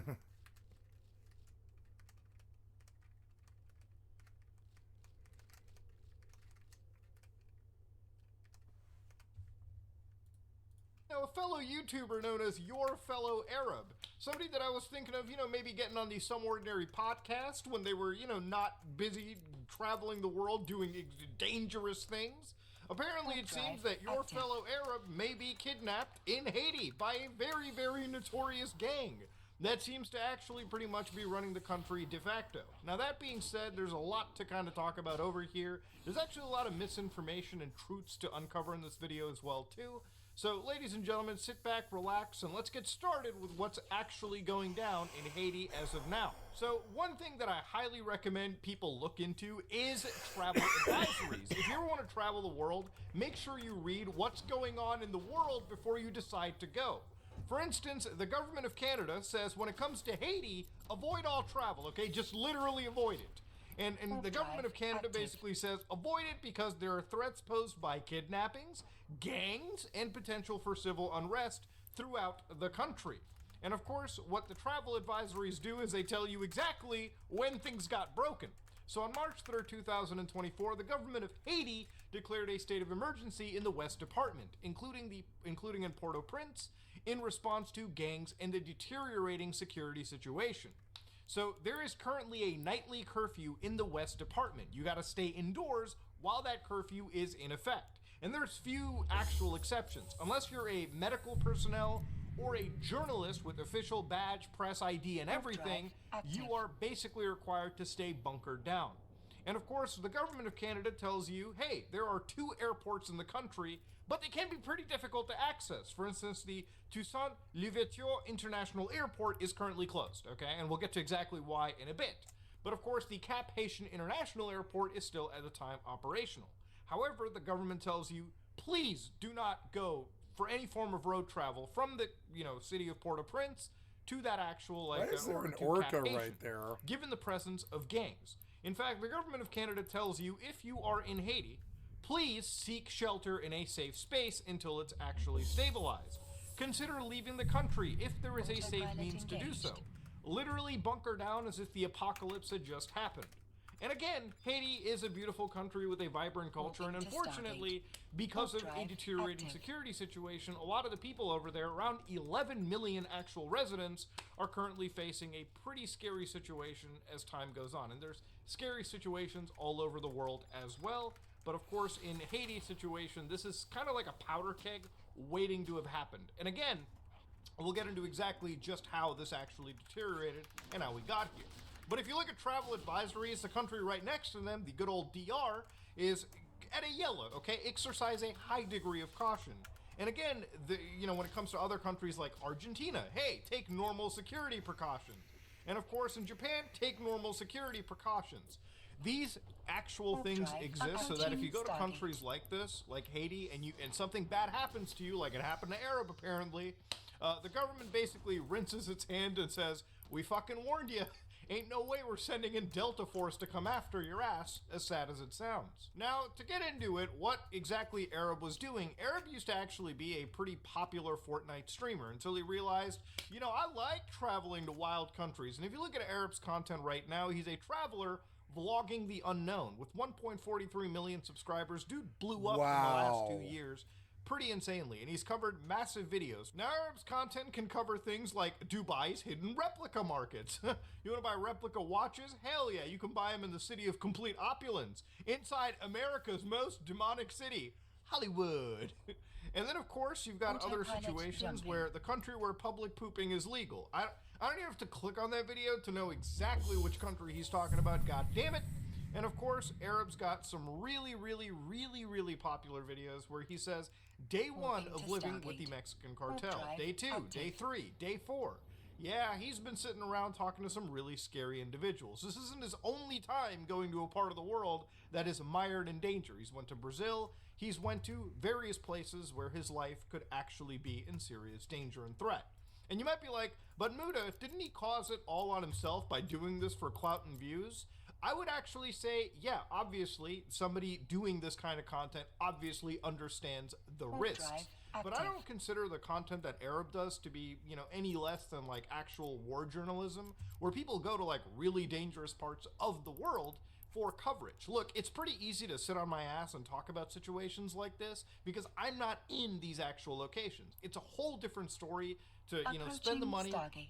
understand flying to these areas, take that risk of knowing that there's a chance you may not be ever coming back if you decide to go through with it. That takes a certain level of dedication, and I think it goes beyond Hard more of drive like people active. hunting for clout and views and whatnot. He could have very easily covered any other situation and gotten a decent amount of views versus going to a situation where, again, his life is in actual abject danger. I don't think this is any different than when actual journalists go out of their way to interview people, of really high danger. When people go and interview like El Chapo before he was arrested, the idea of going to a part of Mexico, meeting with the security apparatus of one of the Autopilot largest transnational criminal organizations in the world, and then going in with a car or any plane going with their transportation, going hundreds of miles, and during that transportation, during that period, you basically drop off the face of the earth. There is a chance that you as a journalist, as an interviewer, realize that you are never going to come back. And hopefully when you do come back, you can get to safety and report on stuff that most people would never be able to get access to. The kind of content that people like Arab make is ultimately restreamed and shared. in some cases by actual news Approaching agencies, is Stargate. on-the-ground journalism, right? What they serve and what they do is a pretty necessary part of understanding seriously dangerous situations in the world. And there's plenty of seriously dangerous situations in the world right now, too. You've got the war in Gaza, you've got the war in Ukraine, you've got actual serious situations where trying to understand what goes on at the ground level, in an unbiased perspective, or at least seeing filtered raw footage is important. Now, when we talk about the idea of danger tourism, I don't think you can ever make a video where you don't mention, Miles Routledge or Lord Miles. Now, Lord Miles, for anybody that doesn't know, is somebody that I covered a while ago. I actually made a video about him, I would say a year or 2 years ago. Autopilot Lord jumping. Miles, or Miles Routledge, was a British individual, a British national that ended up going to Afghanistan during the fall of the actual government, the retraction of the United States Army, and the rise of Moving to the Stargate. Taliban takeover. Warp And drive for a while, active. during the month of August 2021, he was basically giving people on 4chan on-the-ground depictions of what was going on in a pretty dangerous part. And he's given people on-the-ground views of when he's barricaded up. Yeah, my room is nice. It's hidden off the streets and barricaded with several steel doors and checkpoints with guards. I got a 32-inch fat TV. I've got AC, which works surprisingly well. I mean, at some points he's got to at least be thankful of where he's at, I guess. When people asked him, bro, what are you going to do when they get you and they're going to use you as leverage or kidnap you? He's like, hold on, boys. If I get kidnapped, the plan's simple. I'm legally, technically a lord. Bought a Approaching fake Stargate. certificate, so it says Lord on all my bank cards. The Taliban may see that as a reason enough to keep me alive, thinking it may hold some negotiating power, as they think I'll important. Let's hope it won't get to that stage, though. I mean, there are some serious, levels of thinking right over here. And of course, it was a situation where even down the road, Lord Miles, who eventually got out once, decided to go back. And there was a whole period where it was theorized that he was actually kidnapped again and held hostage. And of course, that ended up with him coming out once again and basically being a pretty prominent figure when it comes to talking about, danger tourism, Afghanistan, and whatnot. He's a pretty popular figure when it comes to this kind of stuff, and in some ways a legend, and obviously he's somebody that is deeply involved in Autopilot the situation jumping. as well. So when you're currently talking about Haiti at the moment, obviously, from the Warp photos drive it looks pretty active. beautiful, but of course, at the beginning of this year, in 2024, there was some pretty serious civil unrest that had actually transpired Warping to in Stargate. Haiti. Now, Haiti Warp has drive pretty much active. been in the news cycle because there's actually been some pretty scary, things that have come out of the country regarding this civil unrest. For instance, there have been widespread claims of cannibalism at the moment. For instance, one of the largest, figures in the online Warp reporting drive world that was active. talking about this got 10.6 million views, and they said Haiti has collapsed. The president is no longer in the country. The ports are officially closed. Cannibal gangs are besieging the National Palace in Port-au-Prince. And of course, they show some pretty Cannibal harrowing gangs. images from here. Elon Musk says, bro, it's the end of days. This is bleaker than Mad Max. Approaching Stargate. God damn. So when people heard the term cannibalism, they were like, oh shit, is Haiti filled with cannibalism right now? There were actually articles that were being shared around by people that were saying, dear racists, cannibals are people too. Cannibalism is a practice historically observed in various cultures and ethnicities.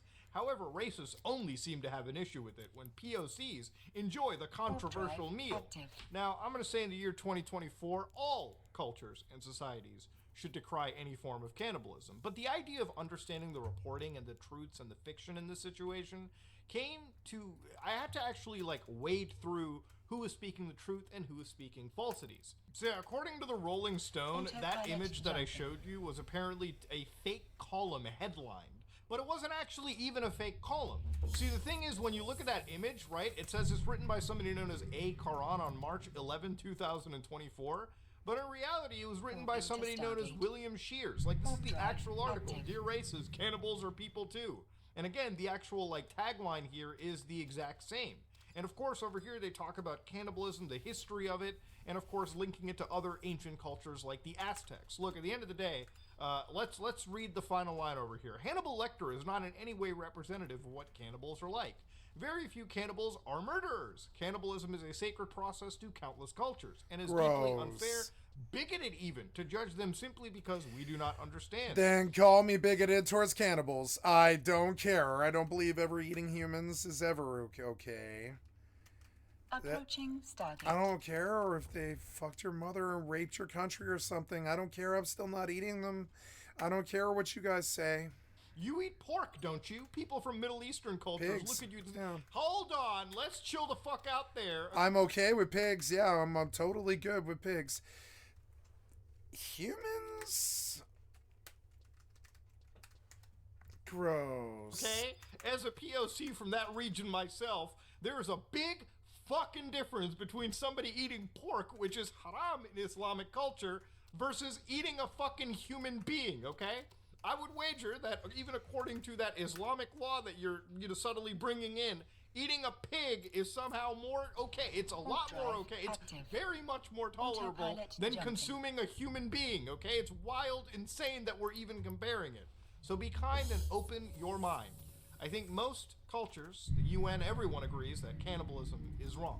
But again, these are articles that were being Pop sort of aggro brought up link. in the situation. People were Warp talking drive about it. active. There were videos being shared to the point where even X, right, the platform that Elon Musk owns, actually removed Elon Musk's own video over a rule violation as well, where Musk and influencers who he frequently interacts with on social media services have been circulating unverified claims of cannibalism in Haiti. And it even seems like the US State Drive Department doesn't active. entirely agree. The videos that are being shared, there are 2 videos that are apparently being shared around that could belong to, again, a actual situation that occurred at a Halloween party at a Chinese theme park in 2018.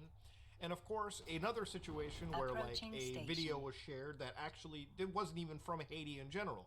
This was from like an actual Indian tribal culture, right? Which I guess participated in cannibalism, whatever. You can actually tell that by the flowers and like the way these people are dressed as well too. And I don't even know if this image necessarily, based on the caption, is even attributed to this situation, but I saw it float around too, so it was worth a mention. And that's why I highly urge that you shouldn't even just watch my video for the sake of understanding what's going on around the world. You should actually be doing research on your own. Check multiple sources and verify by aggregation. That's the best advice that I can actually provide in this situation. Don't just listen to anything posted on the internet without verifying it to begin with. I mean, that's just basic, knowledge in general. The one video that I couldn't actually verify was actually removed on Reddit. This is being linked Docking around, but it was from permission requested. 2 years ago in Docking regards to the permission situation. So requested. it's not even applicable today.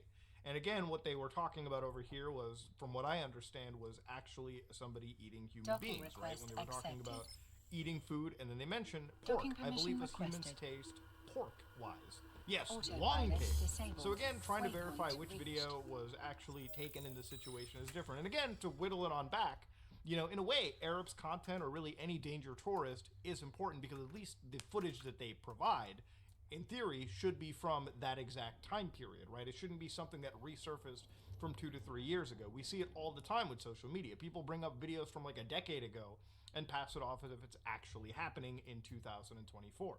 All right, so let's get down to talking about the situation, right? According to India Today, when they talked about a cannibal gang, quote unquote, and its barbecue leader, yes, the leader in this situation is called Barbecue. I know it's a pretty pretty wild name to be mixing along all of this, right? So anyways, the actual leader's name is Jimmy Cherizer, who is actually a revolutionary, apparently purported by themselves, but they are currently by far the de facto leader of the country right now. Now, the gang that they were basically running with over here was the 400 Mawozo gang, which is by far the largest gang in the entire country at the moment. And of course, looking into Jimmy right now, one of the things that he went down, he has a pretty long history of evil stuff in the country. But in March 2024, he claimed responsibility for orchestrating an attack on a prison that led to the escape of 4,700 actual inmates. Right? Now the frames are worse. And to explain to you how I guess you could say coordinated the situation was he wasn't just going after the prisons, right? They followed and attacked the Toussaint Louverture International Airport in Port-au-Prince, which again, according to this, was repelled by security. And of course, the idea was to attack actual critical infrastructure. For instance, even launching attacks on what appeared to be targets like the central bank.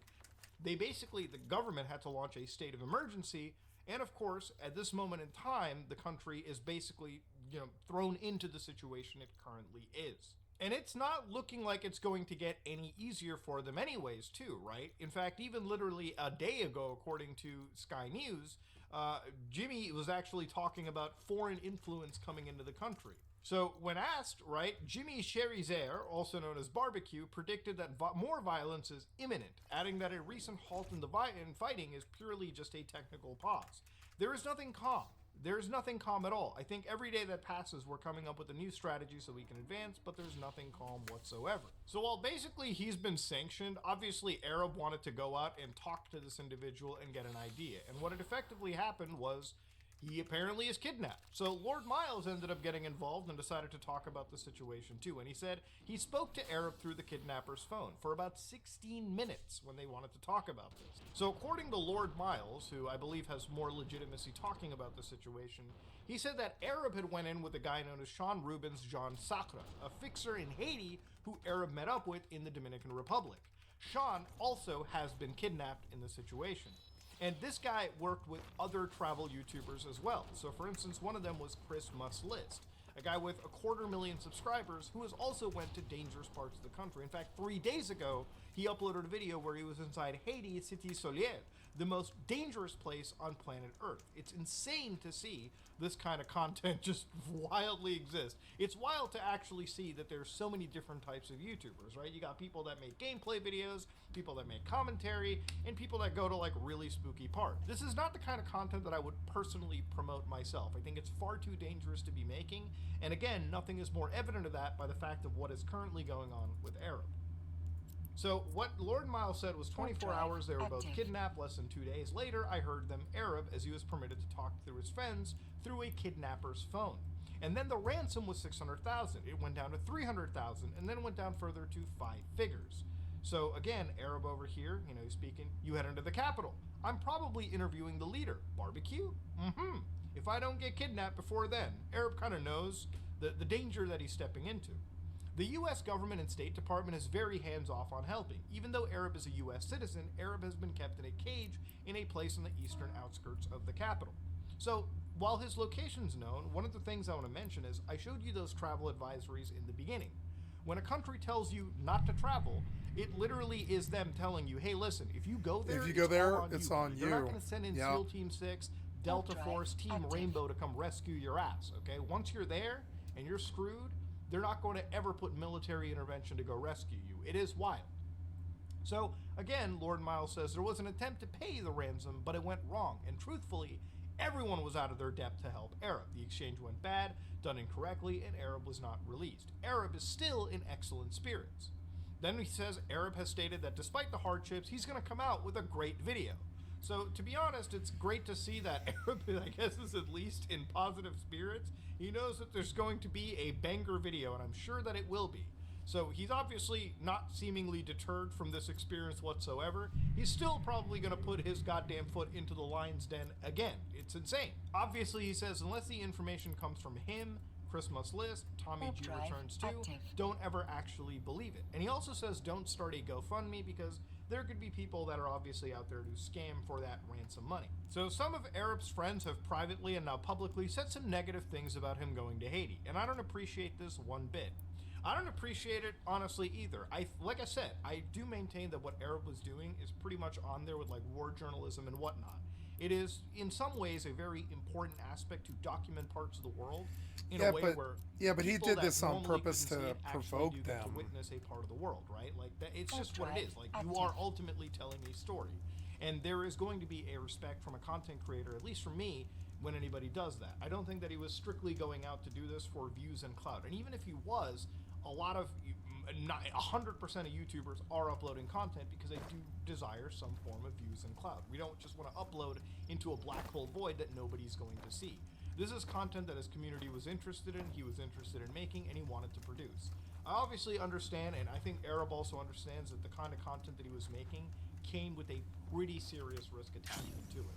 Now, in a surprising turn of events, a day after Lord Miles was involved into this, Arab decides to actually send out, and I'm glad I actually got this before I even rendered the video, he actually is alive and dandy, and apparently free. He says, I was kidnapped purely for the color of my skin. I was kidnapped for being a blanc, which, of course, if you know you're French, that would be white. Now, I kind of debate that a little bit, to be honest with you. I think they probably went after Arab because he was appearing to be a little affluent, obviously vlogging in an area that is pretty much a danger zone at the moment. Can't give any more detail till I'm home, but all I will say for now is glory be to God. Released between Good Friday and Easter. Christ is King. Congratulations, my man, you are back, especially on such a holy weekend. When you're kidnapped in the middle of the Haitian desert, 60 minutes away from any civilization in a concrete shack surrounded by barbed wire, Arab says you don't pray to a rainbow flag, you pray to God. Now, I don't know why you had to bring the rainbow flag and extend What? the LGBT, gay people in general into... What? Oh my god, he's a homophobic Christian moron who traipses across border lines, fucking, like, pushing people to kidnap him because he's rich, and he's doing this so he can make a comment about how he doesn't like gay people, I guess.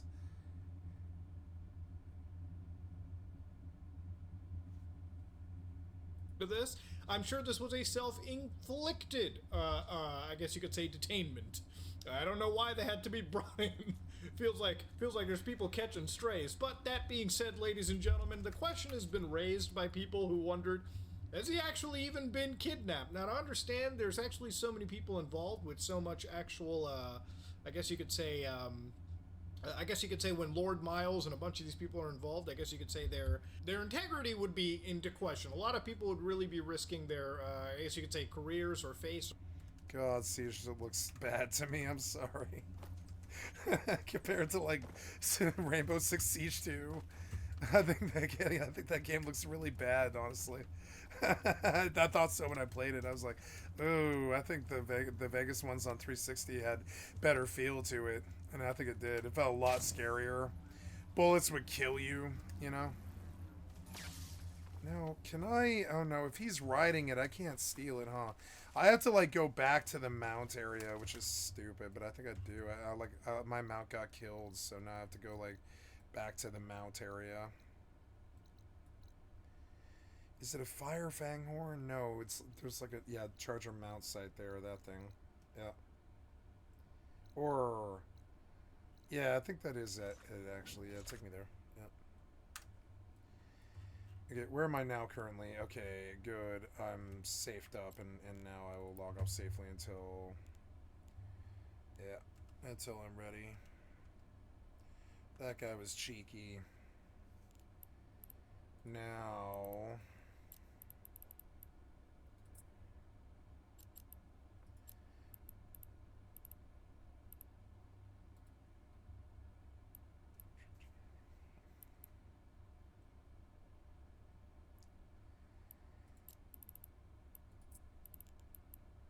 Okay, so now we want to go take a look at...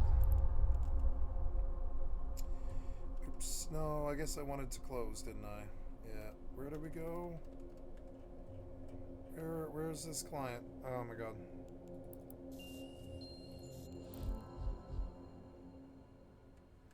I just want you to sit on that menu for a little while.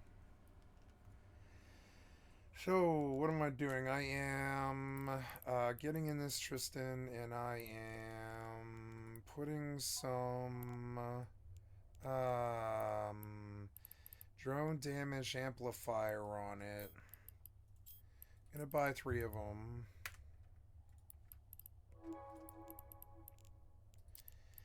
And we will fit to active ship, item hanger... Fit to active ship, fit to active ship, fit to active ship, insure, platinum. What's that put my damage at? I kind of want to bring, I could leave the ship here, and I could just teleport, I could just self-destruct and end up, where would I end up? I don't know, Jita's too far. How much damage do I do now? 84.7. That's good. That'll smoke the competition here. So that's good enough. Yep. And we're gonna change the appearance here. Yep. That's what I should have done on the other ship. I don't know why I didn't. I'd be doing more damage than I am right now. Damn it.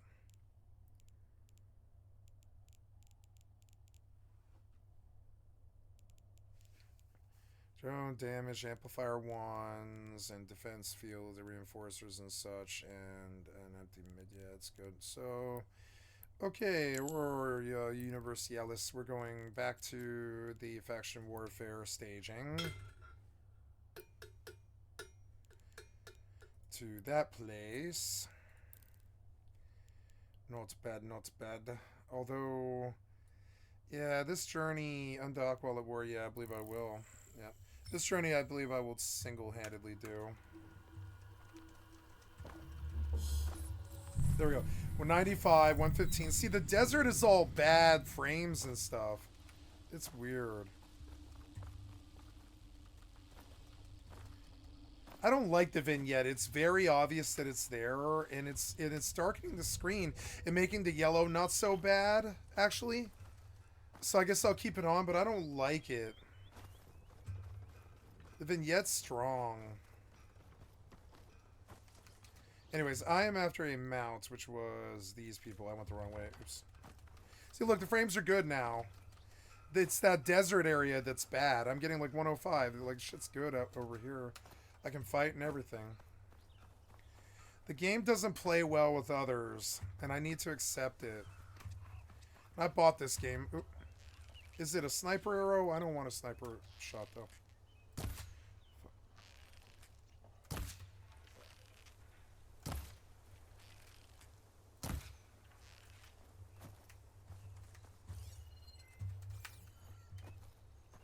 It's a good game, but it doesn't really play well with others. It also doesn't really fit the MMO theme very well. Mortal doesn't really play well with these games either, which is sort of annoying. But Mortal's slower than this. This game's very fast. I need 120 solid for this game, and I'm not getting it. Fucking annoying. But with the vignette, the yellow doesn't look as bad, which is good. The yellow doesn't even look yellow anymore.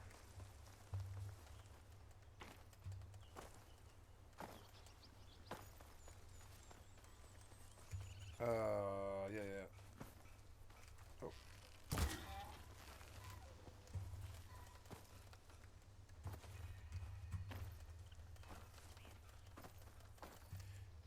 On the second, I will go back to New World, I think, for the third game. And I will just finish New World. Because it's going to die. I know it is. So I will finish New World. That's a good reason to go back to it. And I will sub this game out for New World on April 2nd when they do the Slayer script update. New World plays well enough with others, and I can sit around just grind it all day. It doesn't really matter. I mean, Mortal's good too, but I don't know. Mortal's so slow. It's hard for me.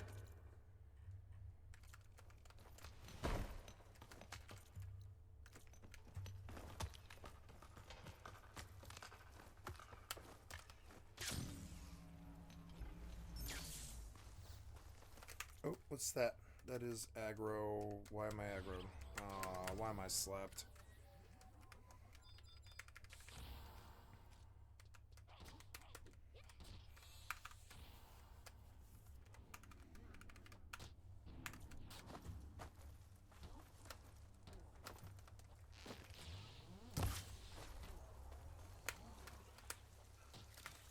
Boar died in that. Oh, weird. I got blighted meat off that. That's weird. Wonder what that's for. Selling?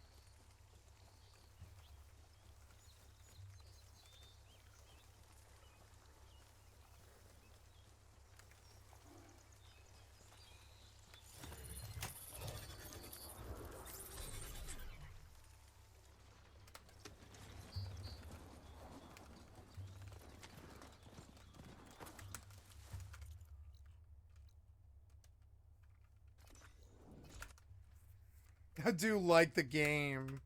I like it almost more than New World. It's weird, but it just doesn't play well with others, and I can't nerf these clients any lower than they already are. It's so annoying. Okay, jump. This was a bad place to stop. I shouldn't have waited this long. I totally spaced it, but whatever.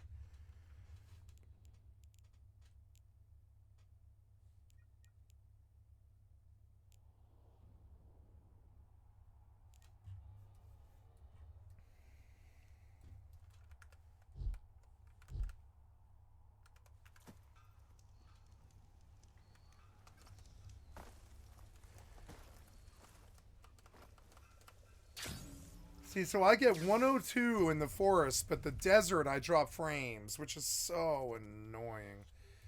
And it's like, I don't know. And it looks good in medium. It's holding frames, like, well enough. It doesn't look shitty.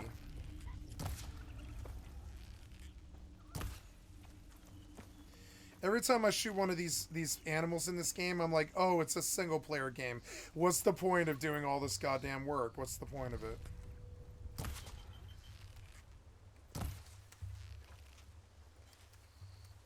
There's not really a point to finishing out New World either. There's no promised land where you capping out all the professions and learning how to make furniture and all that. There's no promised land at the end of it. The game will die. And so I need to like think of it like that. Like actually my time there is probably the most finite. I should definitely maybe not back that game. WoW is a safe bet because it's like not really going anywhere, but I don't like retail WoW. Like, not enough to play it every day.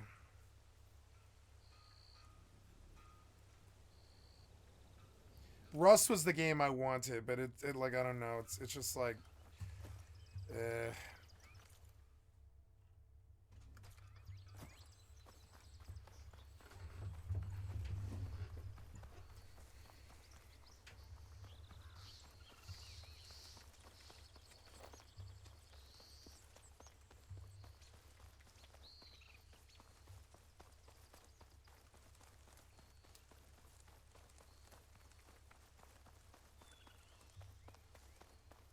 You've been examined. I have been.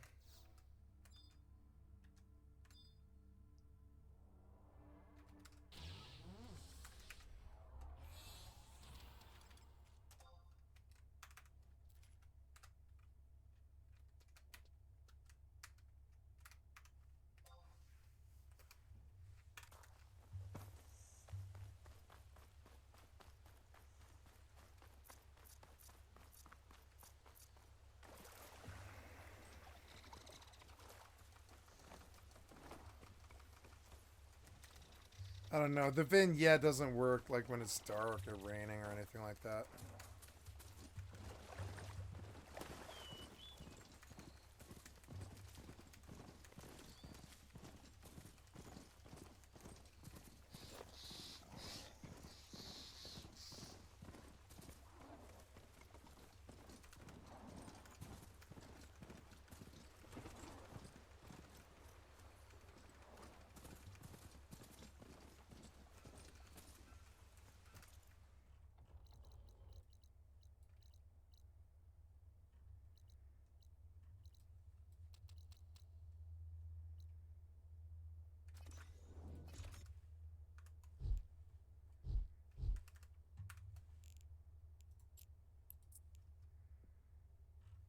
Warp drive active.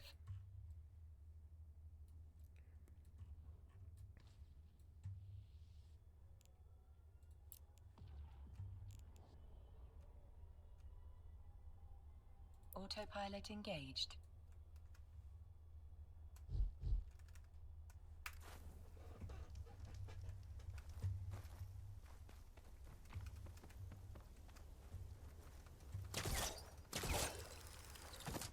Autopilot jumping.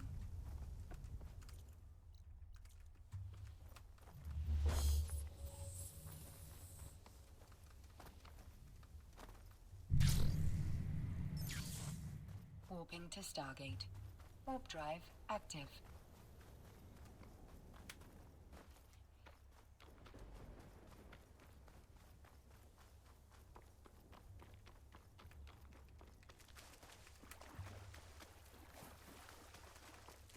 Approaching Stargate.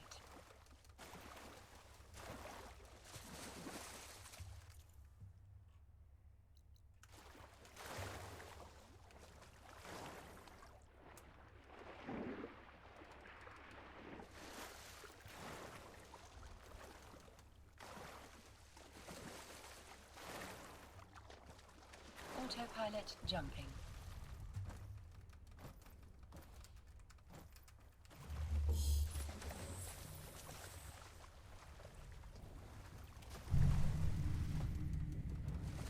Warping to Stargate. Warp drive active.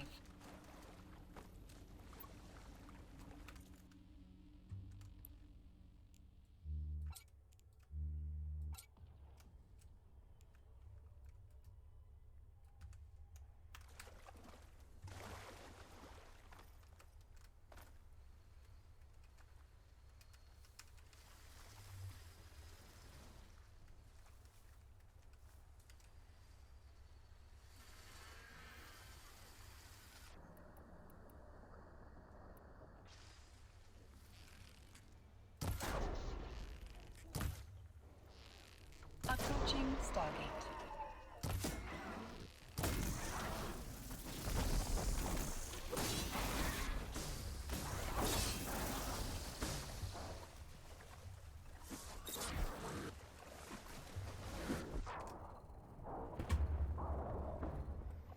Combat and animation feels better. Seems like it's doing okay. Frames are doing better. Seems like I found maybe a good settings for a little while, even in the desert. This is the sweet spot, I think.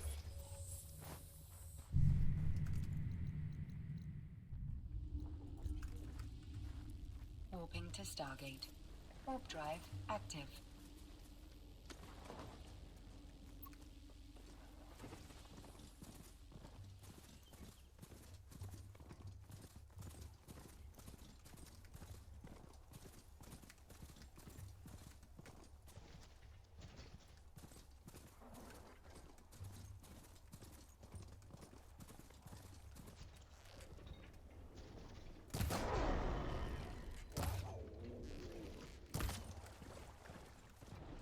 Approaching Stargate.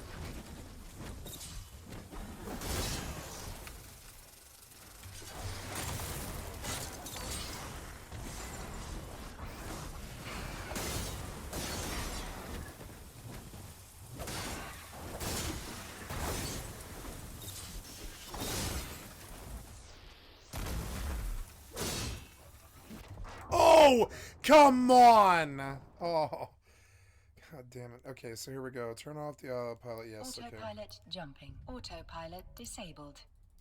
The rest of these I'm gonna do myself.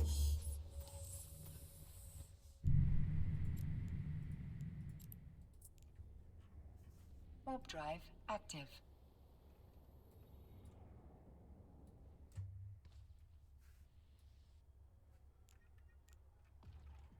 Autopilot engaged.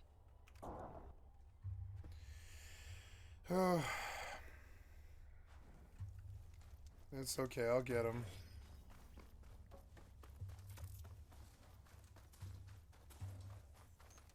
Autopilot jumping.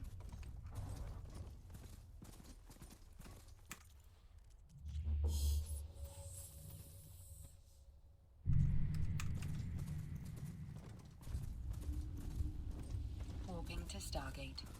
Warp drive active.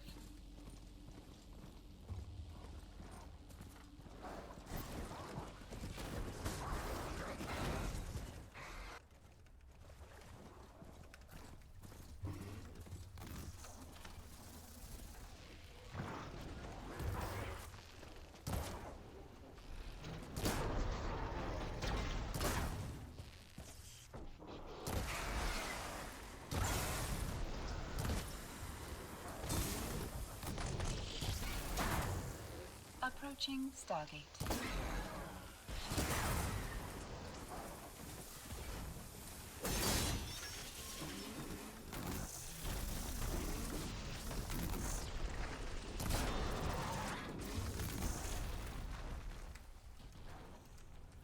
Oh, you killed my pet? No, no, no. Autopilot jumping.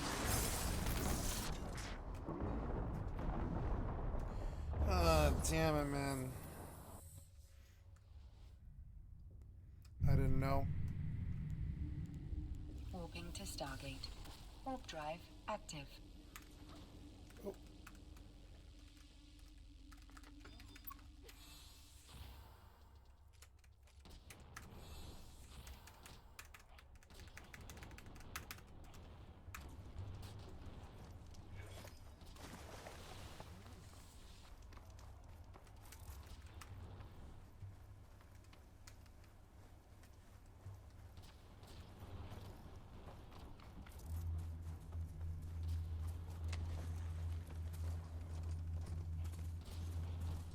Approaching Stargate.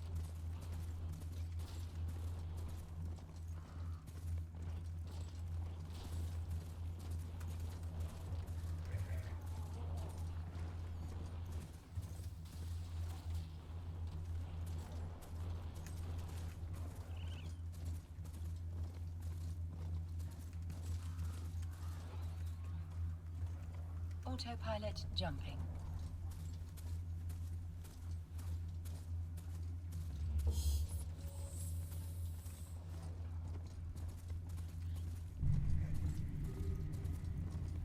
Warping to Stargate.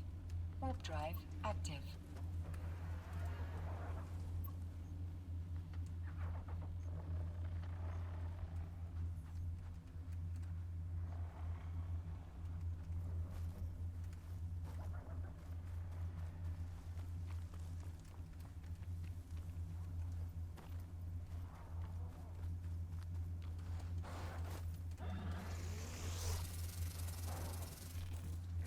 Approaching Stargate.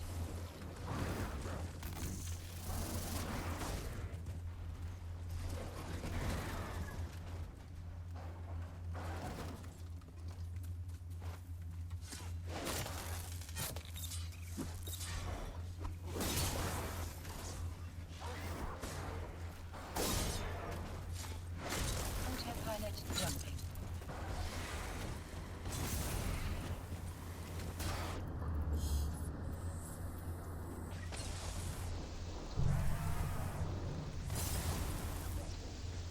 Warping to Stargate. Warp drive active. Wait, did he die doing it? He did. He died doing it. My mount killed him.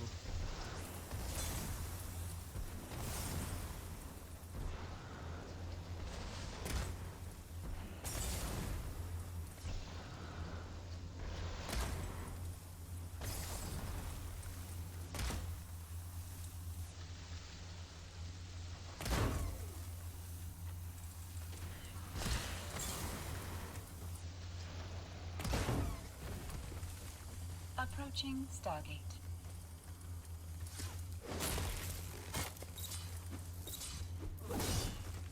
Oh, I got him. I got him. Nice. Now, I could lose the progress here. Good mount. Good mount. You did a good job here. You helped me. I'm learning that the mount is really important, actually. Autopilot jumping.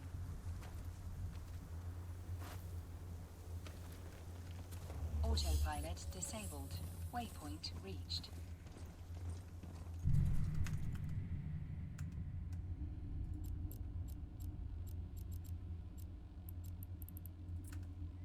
Warp drive active. Connecting.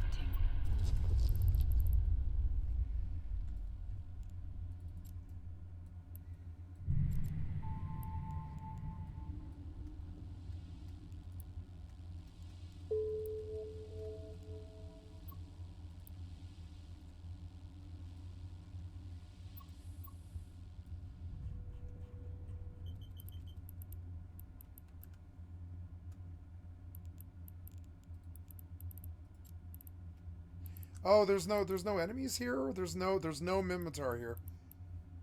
Oh, cool, there's no Mimitar here for some reason. Okay. Well, so I want to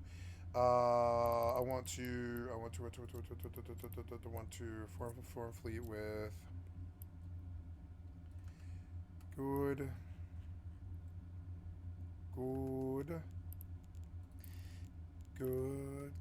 Did we get this? No, we did not get this. I tried to form fleet with someone and it didn't work. We're gonna try to form fleet with you. And you are glitched for some reason and you cannot receive invites. What about you? Can you fleet warp him?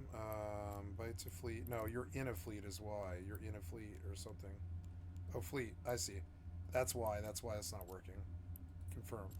There. Now, you fleet, leave fleet, confirm. Local, you. That was my tiger disappearing? Yeah. And I need to sit down. Where am I right now? I'm just gonna run to the door and sick the pet on him.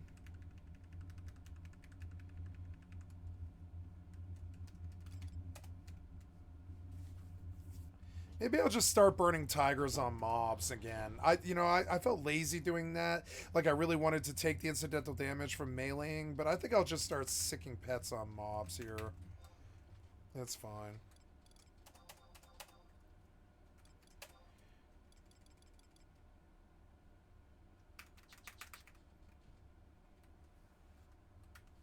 Yeah, and I'll just sick pets on mobs forever. That's fine.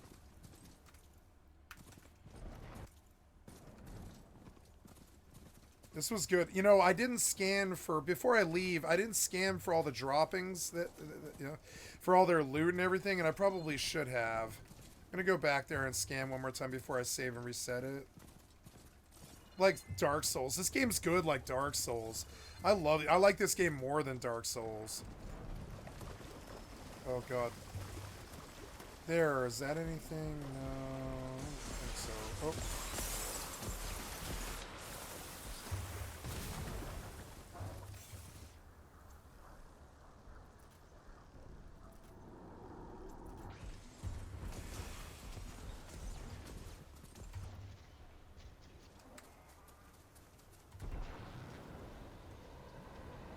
Ah! Why did your... Oh my god, go. Go.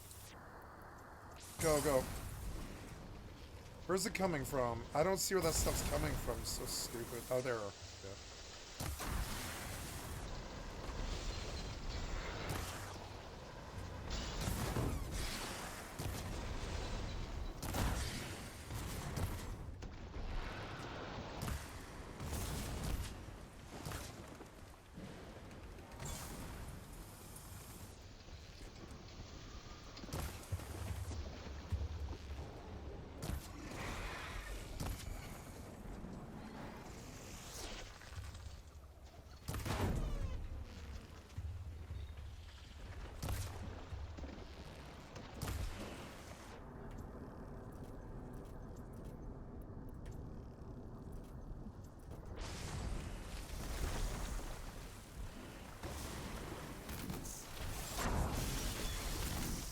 I don't want to die. I don't want to die. I don't want to die. I don't want to die. I don't want to die. I don't want to die. I don't want to die. I don't want to die. I want to die. I don't want to die. I don't want to die. I don't want to die. I don't want to die. I don't want to die. I don't want to die. Please move like you're an actual horse and move. Jesus Christ, what was that? What was that? What the fuck was that? That felt like almost punitive. Stop that.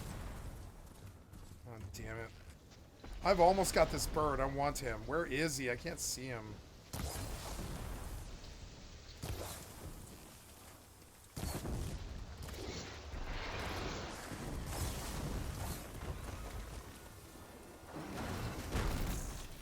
Get off it!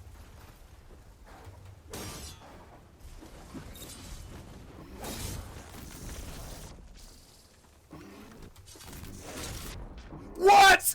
Why would you kill me during an I can't help that you have a bullshit animation. I lost all that work. I shouldn't have gone back. I don't know. Damn it, man. Your one-shots are fucking horseshit. Goddamn bullshit cocksucker developer bullying me for no fucking reason. You piece of shit fucking bully developer. I'm serious. You're a fucking bully, man. Your one-shots are fucking bully bullshit. Nobody gets one-shot by anything in most times. Come on, man. Piece of shit developers. I swear to God, every problem I have is because of some fucking failure because of your developer bullshit. Every problem I have, I know it sounds like I'm singling them out, but I mean it is, dude. That problem is their fucking problem. Why would I get one shot in a fucking like an animation lock that I can't help? Why would you design your game like that? Piece of shit developer. Ugh. Sick of you failing over and over again. Every company, every game. Come on, man. Get the one-shots the fuck out of here.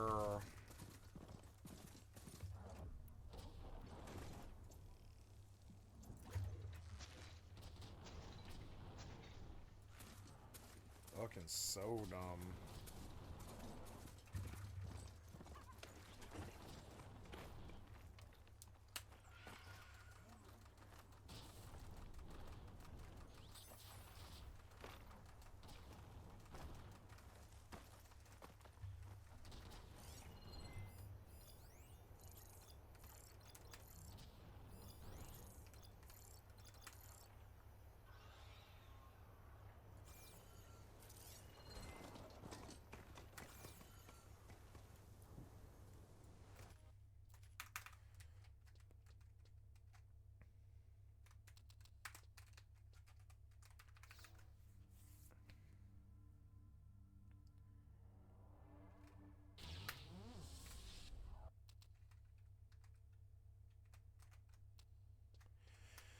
I don't know. I feel like I complained until the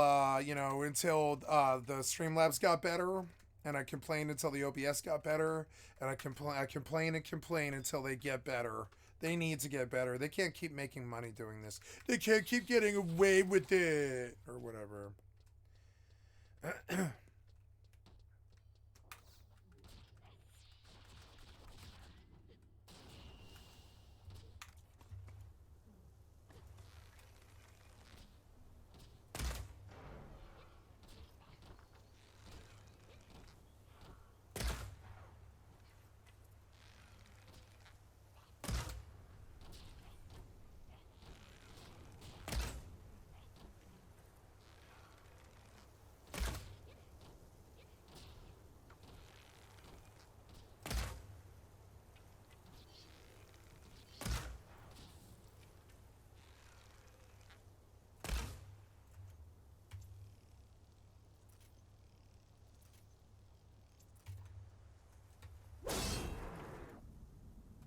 Damn it.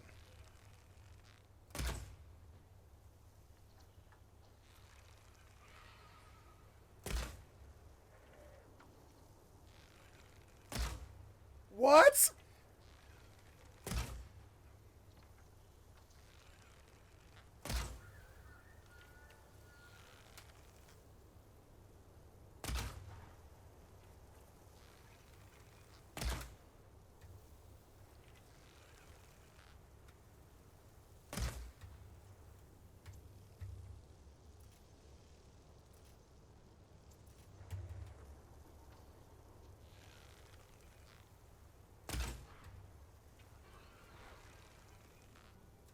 Finally.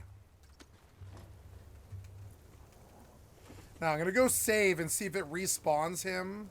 I think the loot will still be there, but I just want to go see either way. Oh god, you did this badly. Oh god, you did this so badly. Come on, man. Oh god. Please. Fine, I'll just summon you down here. That's good. Let's go.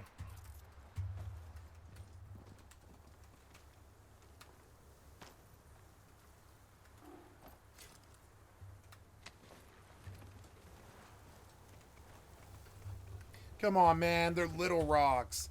Let's go. Sick of your bad horses. Don't put them in the game if you can't fix it. Russ included.